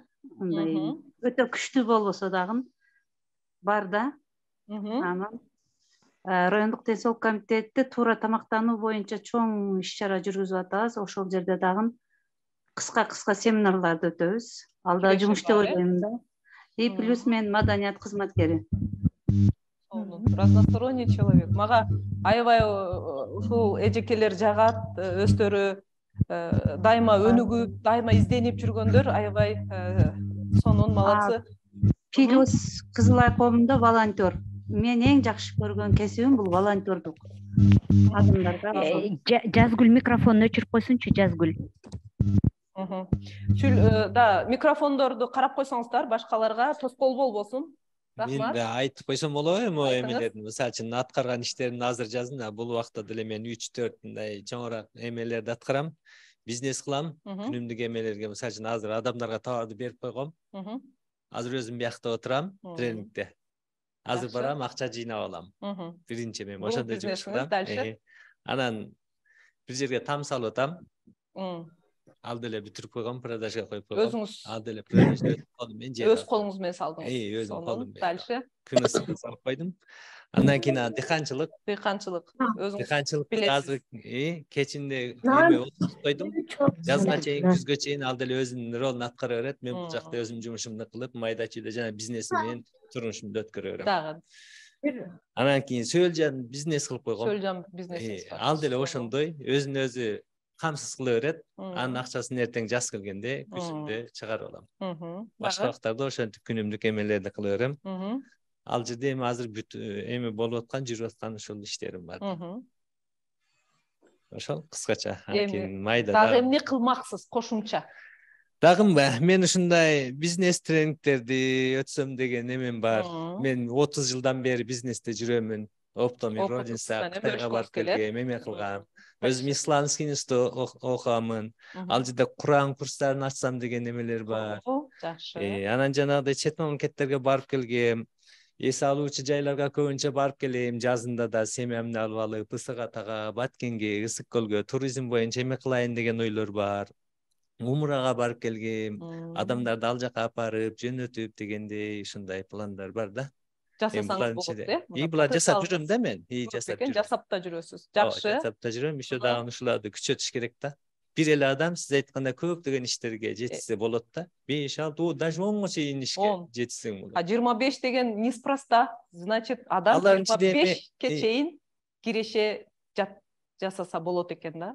Эми калган баарын башка кишилерди иштетип өтүп кете берет, ал жергечи жетиши мүмкүн эми. Ар кимдин деңгээли ар түрдүү. Онлайндан дагы бир кишиге береличи, убакытыбыз тар. Ким айтып бергиси келип атат? Саламатсыздарбы? Менин атым Шавкат. Мен кесим боюнча юристмин. Юрист, Кийин Кыргызстан ишкерлер уюмунун Ош, Жалал-Абад, Баткен боюнча өкүлү болом. Өзүмдүн бир консалтинг компания бар. Ушул биз бизнес консультация беребиз. Кийин бизнес тренер да болсок болот, семинар тренинг да өткөрсөк болот. Кийин дагы бизде бир машина, жаңы машиналарды алып сатсак болот. Кийин бизнеске партнер болсок болот, бизнес план жазсак болот. Кийин торговый соглашение негизинде иштешсек болот. Кийин акция сатып алсак болот. Репетитор чет тилдерди билебиз. Англис тилинде, орус тилинде, кыргыз тилинде жакшы сүйлөйбүз. Репетитор да болсок болот. Кийин мен кичинекей кезимде мындай картина тартат элем да, художественный навыктар бар. Ошо элдерге картиналар тартып сатсак болот. Кийин переводческий услуга кылсак болот. Кийин элдерге документ даярдаганга, виза даярдаганга, разрешение на работу даярдаганга да жардам берсек болот. Кийин ушундай мындай мероприятияларда ведущий болсок да болот. Кийин үйдө мындай домашний хозяйство кылса болот да, уйларды, койлорду, көбөйтсөк болот да. Кийин бул жерде бир байкебиз да айтып кетти, туризм тармагында гид да болсок болот да. Биз анткени биз өзүбүздүн мамлекетибизди сүйөбүз, өзүбүздүн мамлекетибиздин тарыхын билебиз. Чет өлкөдөн келген туристтерге биздин баягы сонун жерлерибиз бар да, туристтик жерлерибизди көрсөтсөк да болот. Чоң рахмат. Рахмат сизге. Караңызчы, мына көптөгөн потенциалдарыбыз бар экен да. Бул практикалык көнүгүү аябай маанилүү, аябай керектүү, аябай пайдалуу. Убактыңыздар болгондо дагы шашпай олтуруп жазыңыздар. 25 пунктту жазганда мээңиздер ойгонот. Бизде эң жалкоо орган бул мээ деп айтылат экен да. Мээ эң жалкоо орган кайсыл дегенде мээ деп айтыш керек экен. Эмне үчүн? Себеби дайыма мындай экен да. Мээ бирдеме жазайын десеңиздер, мээ давай завтра дейт экен да, дайымачы. Скоро зима или грипп, пандемия, мына окууга деле келем деп келе албай калган кишилер канча болду, бир тоскоолдуктар дайыма анан деп жүргөн бул мээ. А качан мээ активно иштейт? Качан сиздер мээге туура команда берсеңиздер.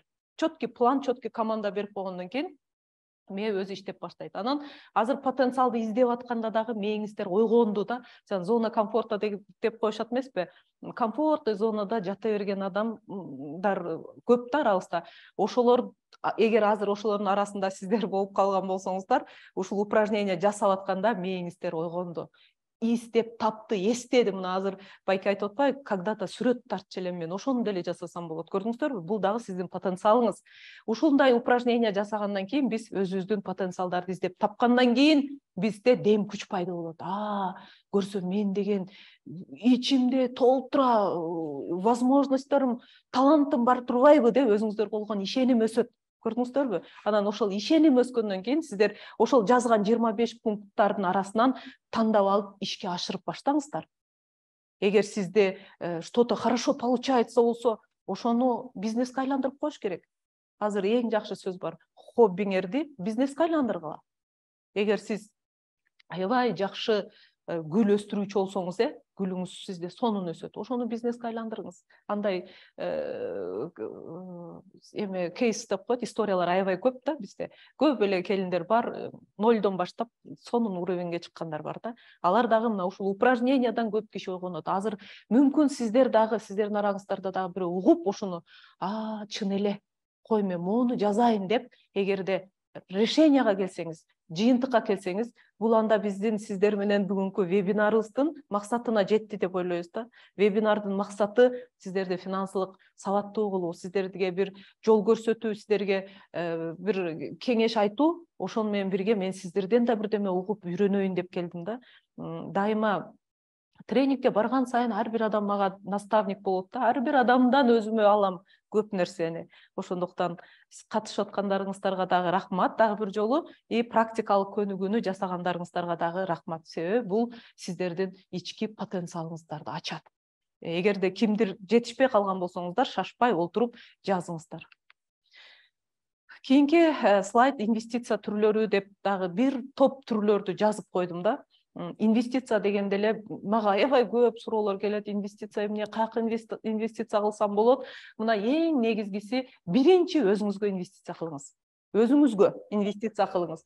Мына азыр аябай көп тренерлер, тренингтер, семинар, вебинар, бесплатно YouTube'дан сабактар, ошонун бардыгын окуңуздар. Бул бардыгы сиздин өнүктүргөнгө жардам берет. Азыркы ушундай замандын талабы, мисалы жашка, карыга карабай, бай кедейге карабай, илимий окумуштууларга карабай, бардыгы окуп аткан заман болду да. Окубай токтоп турсаңыз, анда сиз элден артта каласыз. Себеби сиз ойлошуңуз мүмкүн, мен уже все знаю, мен жакшы бир деңгээлге жеттим деп туруп алышыңыз мүмкүн, бирок жаныңыздагы кишилердин баары өсүп кеткендиктен сиз артта калып каласыз да. Ошондуктан биринчи инвестиция өзүңүзгө инвестиция кылыңыз. Экинчи кыймылсыз мүлккө инвестиция. Айтып атабыз, кыймылсыз мүлктүн дагы түрлөрү бар. Бул квартира, жашай турган, анан коммерциялык түрлөрү дагы бар да, коммерциялык түрлөрү. Үчүнчү баалуу кагаздар. Баалуу кагаздардын түрлөрү көп. Эң Кыргызстанда өнүккөнү акция, облигация. Акция менен облигацияны кайсы жерден сатып алсак болот? Фондолук биржалардан, финансовый компаниялар бар сата турган. Ошол жерге барсаңыз, силерге консультанттар айтып берет, кандай акциялар бар, канча сомдон, кандай өсүп атат, азайып атат. Анан өзүңүз жыйынтык чыгарасыз. Акция менен облигациянын айырмасы бар. Кээ бирөөлөр ойлойт, акция, облигация бирдей эле окшойт деп. Жок. Акцияда сиз эки түрлүү доход аласыз да, же доход албай да калышыңыз мүмкүн. Көрдүңүзбү? Бул жерде да риск чоң да. Акцияны алып, анан 1-2 жылдан кийин кайра сатсаңыз, кымбаттаган учурда сатсаңыз, бир киреш аласыз. Анан жылдын аягында акционерлер эгер дивиденд бөлүп берели деп решенияга келсе, анда сиз бир жылда бир жолу акцияңыздын өлчөмүнө жараша дивиденд алып турасыз. Облигация эмне? Облигация бул сиз как будто бир компанияга, бир ишканага карыз акча берген сыяктуу да. Облигацияда сиз алдын ала билесиз канча процент доход аласыз. Акцияда билбейсиз. 16%, азыр облигация бизде 16, акцияда 16 алышыңыз да мүмкүн, 50 алышыңыз мүмкүн, 80 алышыңыз мүмкүн, 0 алып калыш да мүмкүн. Андан кийин биржада трейдинг болуп иштеп, азыр аябай ушул мода, бул боюнча дагы инвестиция кылып иштесеңиздер болот. Тендер уткан кишилер кээде кайрылып калат, мисалы көп миллиондогон тендер утуп алышат дагы, өзүнүн акчасы жетпейт же товары жетпейт, кел мага напарник бол же доляга отуруп, ошолорго инвестор болсоңуздар болот экен. Бизнеске үлүшкө кошулуу, ушул мага аябай жагат, менде ушул опыт бар. Кээде жакшы бизнесмен адамдарды көрсөм, ишенсем, ошолорго доляга кирип, акча влашт этип коюп, анан кирешеден бөлүшүп турган бул жакшы, туура. Андан кийин автомат коюп койгондор азыр аябай мода болуп атат. Ар жерде автоматтар турат. Кола, спрайт, суусундуктар, жана шоколадтар. Чет өлкөдө бул аябай азыр популярный. Зонтик, очки эмне болсо эле автоматтан акча салып алып калдык. Кыргызстанга да ушул аябай жакшы вложение, инвестициянын жакшы түрү. Массажный креслолорду азыр алып келип ар жерге коюп атышат. Мисалы, бул дагы инвестиция кылсаңар болот. Массажный креслолор деле көп акча турбайт экен, бирок ошол кезде алып барып коюп коесуз, арендасын төлөп, светник төлөсөңүз, сизге ай сайын ал киреш алып келип турат. Коммерциялык кыймылсыз мүлктү отдельный жазып койдук. Бул коммерческий помещениялар, отдельный акча, отдельный арендасы дагы башкача. Муну под магазин же офиске же салондорго арендага берсеңиздер болот. Муздаткычтарды арендага берүү деп жазып койдук. Бул жерде чоң холодильный помещениялар же холодильниктер же чоң холодильниктер же машина холодильниктер түрлөрү толтура, ошолорду арендага берсеңиздер дагы бул сиздерге инвестиция болот. Транспорттук каражаттарды арендага берүү, кичинекей машина эмес, азыр аны деле берсеңиздер болот, бирок стройкада чоң кран деген, азыр чоң жана бетономешалка, ошолорду алып, ошол машинаны аласыз, арендага берип коесуз. Бул сизге жакшы киреш алып келип турат. Андан кийин реклама шиттери, рекламный шитти сатып аласыз дагы, анан арендага сдавать этип койсоңуз, бул да сизге киреш алып келет. Банкоматтар, банкоматты банк менен сүйлөшүп сатып алып, бир жерге андан дагы аренда алып турса болот. Велосипед, самокаттарды арендага берүү деп жазып койдук. Аны деле жасаса болот. Буга көп деле акча коробойт да. Андан башка буюмдарды дагы, кийим кечелерди прокатка берип, ошол боюнча дагы жасай берсе болот. Түрү аябай көп инвестициянын. Мындан башка дагы түрлөрү аябай толтура. Биз эми убакыттын жетишинче несколько түрлөрүн жазып койдум. Өзүңүздөргө назаметка алып коюңуздар дагы. Кайсы бир инвестициянын түрү сизге жакса, ошону колдоно берсеңиздер болот. Эми убакыт бизде бизнесиңиз болобу, жеке жашооңуз болобу, өнүктүрүү үчүн 3 упражнение эреже бар да, правило 3U деп коет. Биринчи U бул упрощение. Упростить этишибиз керек да, жөнөкөйлөштүрүүбүз керек. Эгер бизнесиңиз бар киши болсоңуз, карап көрүңүзчү, кайсы тармакты жөнөкөйлөтсө болот. Кайсыны бир жөнөкөй эле жол кылып койсок болобу? Үйдө деле, же үй бүлөдө, же аял эркек мамилесинде деле бир проблема болуп атса, ушуну жөнөкөйлөтүп койгонго аракеттенишибиз керек. Өзүбүздүн жашообузду жөнөкөйлөткөнгө аракеттенишибиз керек да. Бул азыр аябай бир актуальный момент. Экинчи U бул улучшение, жакшыртуу деген сөз, кыргызчасы жакшыртуу. жакшыртып үйрөнүшүбүз керек. Эмнени жакшыртсак болот? Бизнесиңиз болсо, кайсы тармак слабый болуп атат, ошол жака көңүл буруңуз дагы жакшыртыңыз. Жашооңузда кайсы нерсе слабый болуп атат, ошону жакшыртыңыз. Мисалы, азыркы сиздин турган ситуация, азыркы сиз жеткен ийгилик, сиз келген деңгээл бул сиздин результатыңыз, сиздин жыйынтыгыңыз. Сиздин финансылык абал сиздин жыйынтыгыңыз. Үй бүлөдөгү абал сиздин жыйынтыгыңыз. Ден соолугуңуз дагы сиздин жыйынтыгыңыз да. Мына ушуларды карап көрүп, кайсы жакты жакшыртсак болот? Ден соолугуңузга кам көрүңүз, спорт менен заниматься этиңиз, же кайсы жакты кичине слабый болуп атса, ошону улучшение кылыш керек да. И үчүнчү У деген правило бар, ускорение, тездетүү. Ускорить деген азыркы замандын талабы ушундай да, ускорять этиш керек болуп атабыз. Бизнесиңизде обязательно автоматизацияны кошуп атасыз да, туурабы? Азыр бизнестин бардыгы кандай бешеный темп менен өсүп атат да. Мурунку эле заманда калып калган кишилер аз. Улам жаңы методы продажа, сатуунун жаңы жолдору чыгып атат, производствонун жаңы жолдору чыгып атат. Ошонун бардыгын ускоренный темп менен сиз бизнеске киргизиңиз. И жашооңузда деле, даже үйдө деле жашооңузда дагы бардык ушул 3 правила 3 уну колдонуңуз. Эгер тамак жасаш керекпи? Тез эле тамак жасашка аракеттениш керек да. Тамакты баштап коюп, анан телефон чукулап отуруп, 3 сааттан кийин бүтпөй, тамакты баштадыңызбы, аны бүтүрүңүз. Уборкабы, бүтүрүңүз. Тездетиш керек. Ошондо сизде убакыт, башка нерселерге убакытыңыз ашат. Эми эң акыркы слайд сиздер менен бүгүн 1 сааттан ашык жакшы занимация этип атабыз. Биздин темабыз, биздин максатыбыз бул финансылык ийгиликке жетүү жолдору. Пути достижения финансового успеха да. Кантип биз финансылык успех, ийгиликке жетебиз? Көп нерселерди айттык, формулаларды айтып аттам, финансылык абалыбызды аныктадык, термостатты көрдүк, диетага отуралы деп да ойлондук, Эми кандай жолдор бар экен биз ийгиликке жетүү үчүн? Эң биринчи мээни, мозгту туура программа коюш керек. Бул боюнча эми сүйлөй берсем 1 сабак сүйлөйм да. Кыскача айтканда, эмнени ойлосок ошону алабыз. Кыскача ушул. Мээни туура багытка ойлошубуз керек да. Ошондуктан биз эч качан оюбузга жаман нерсе киргизбешибиз керек. Даже бизнес боюнча, үй бүлө боюнча, бала чака, ден соолук бардык жерде мээге туура программа бериңиздер. Туура багыт көрсөтүңүздөр мээге. Бул биринчи эң негизги жол.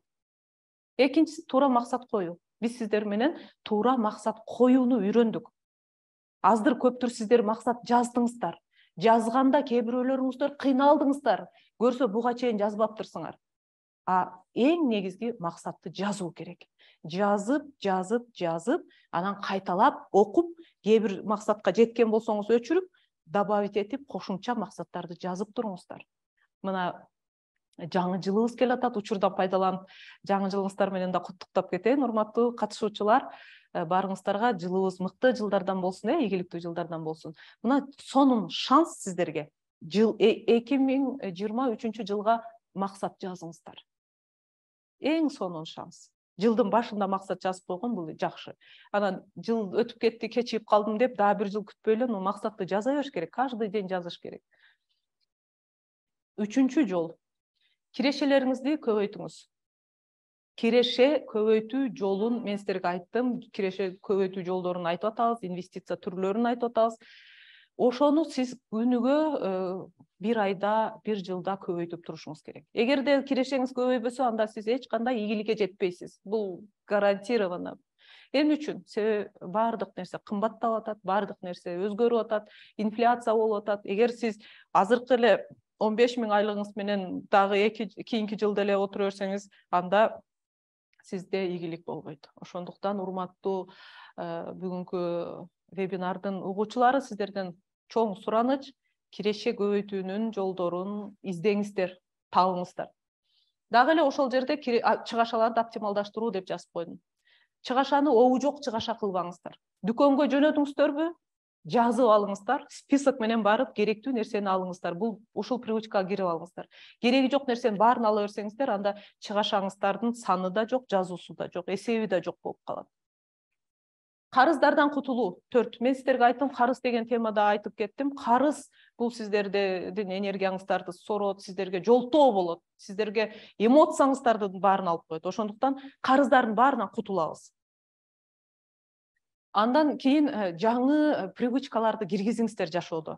Жаңы привычка. Мисалы, ар бир адамдын өзүнүн привычкасы болот. Эртең менен турдуңуз, бети колду жууп, тамак ичкен, завтрак ичкен, бул баарыбыз деле бар. Анан уже привычка. Кээ бирөөлөр суу ичет, кээ бирөөлөр зарядка жасайт, кээ бирөөлөр жумушка барат, кээ бирөөлөр кайра уктап калат. Эми ушунун баардыгы привычкада.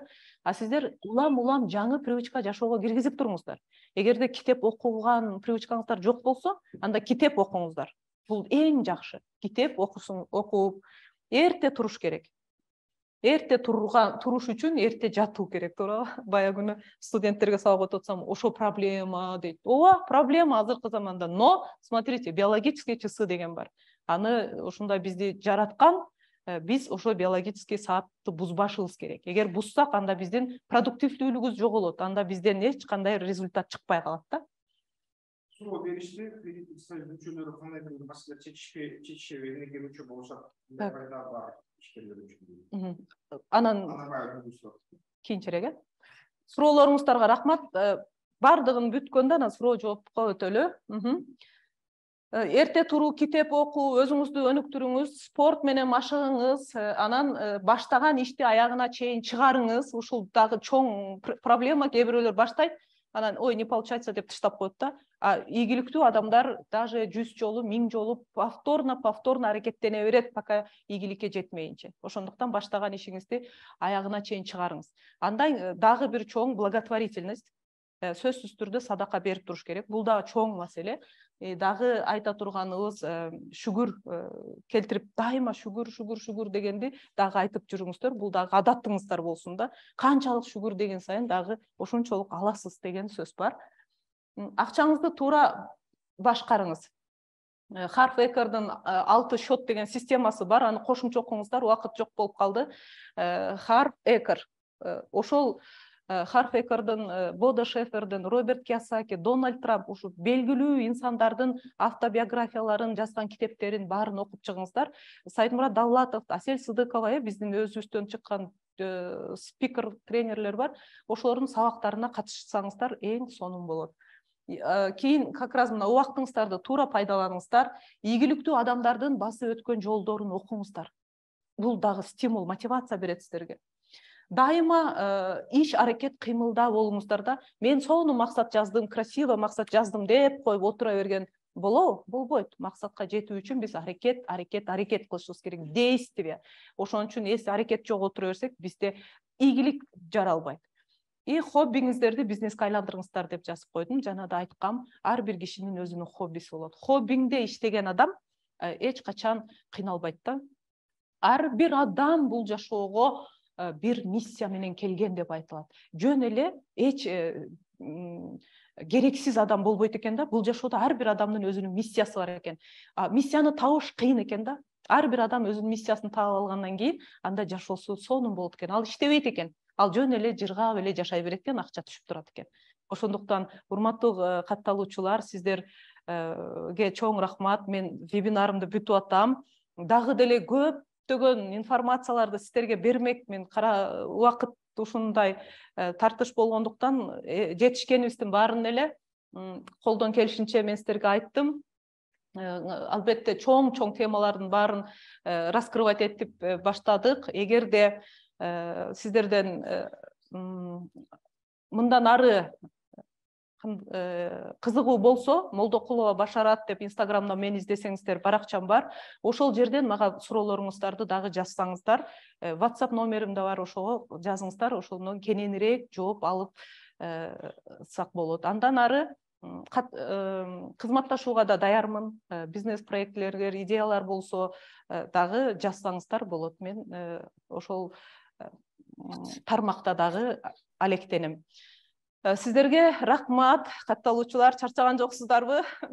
убакытка байланыштуу мен аябай тез сүйлөдүм.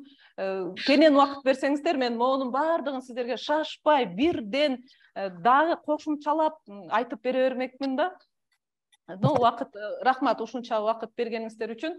Суроо жоопко өтөлү. Биринчи суроо Искендер.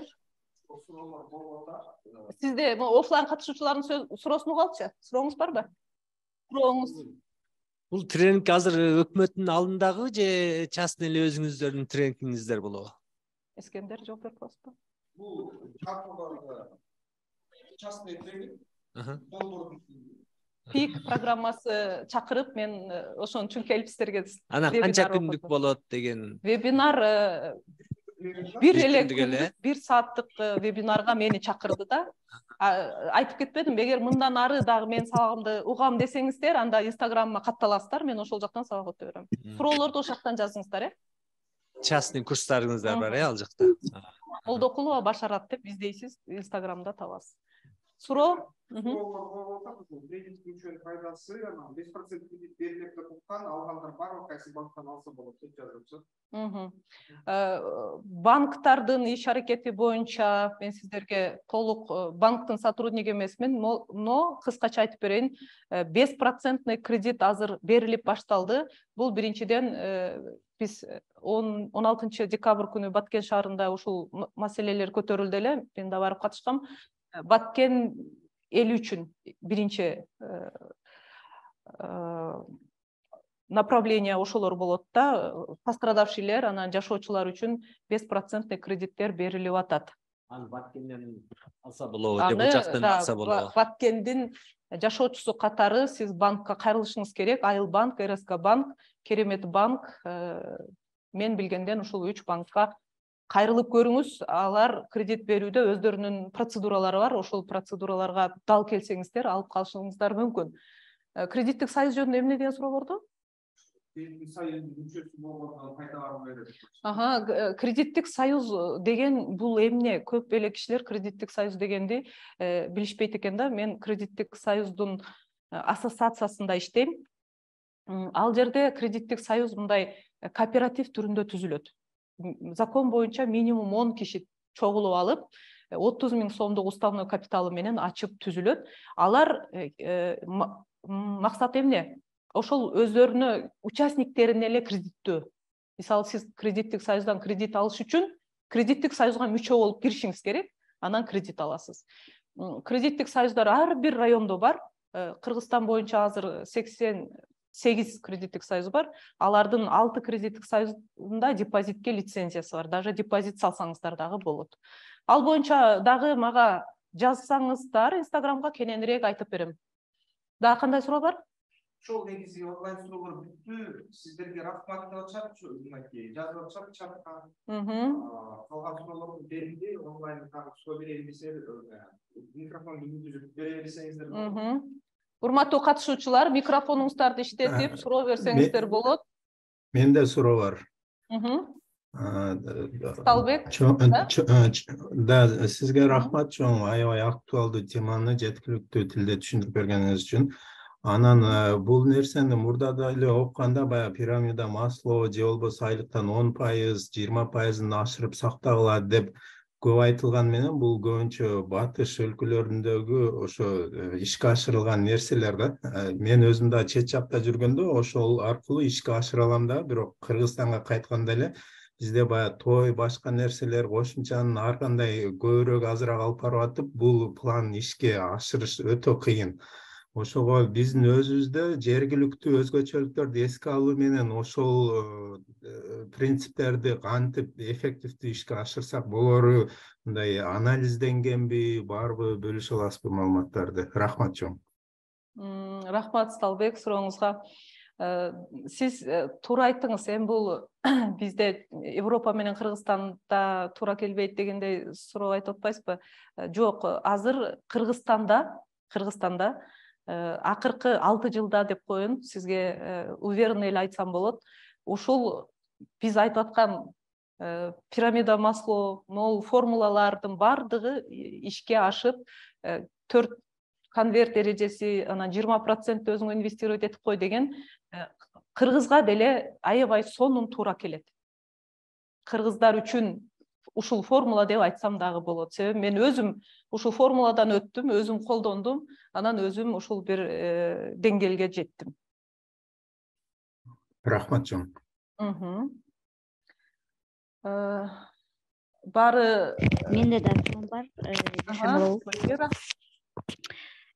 Мен сизден как финансист катары кеңеш сурайт элем. Эгерде миллион сом акчалай бар болсо, аны каяка жумшаганга сиз кеңеш бересиз?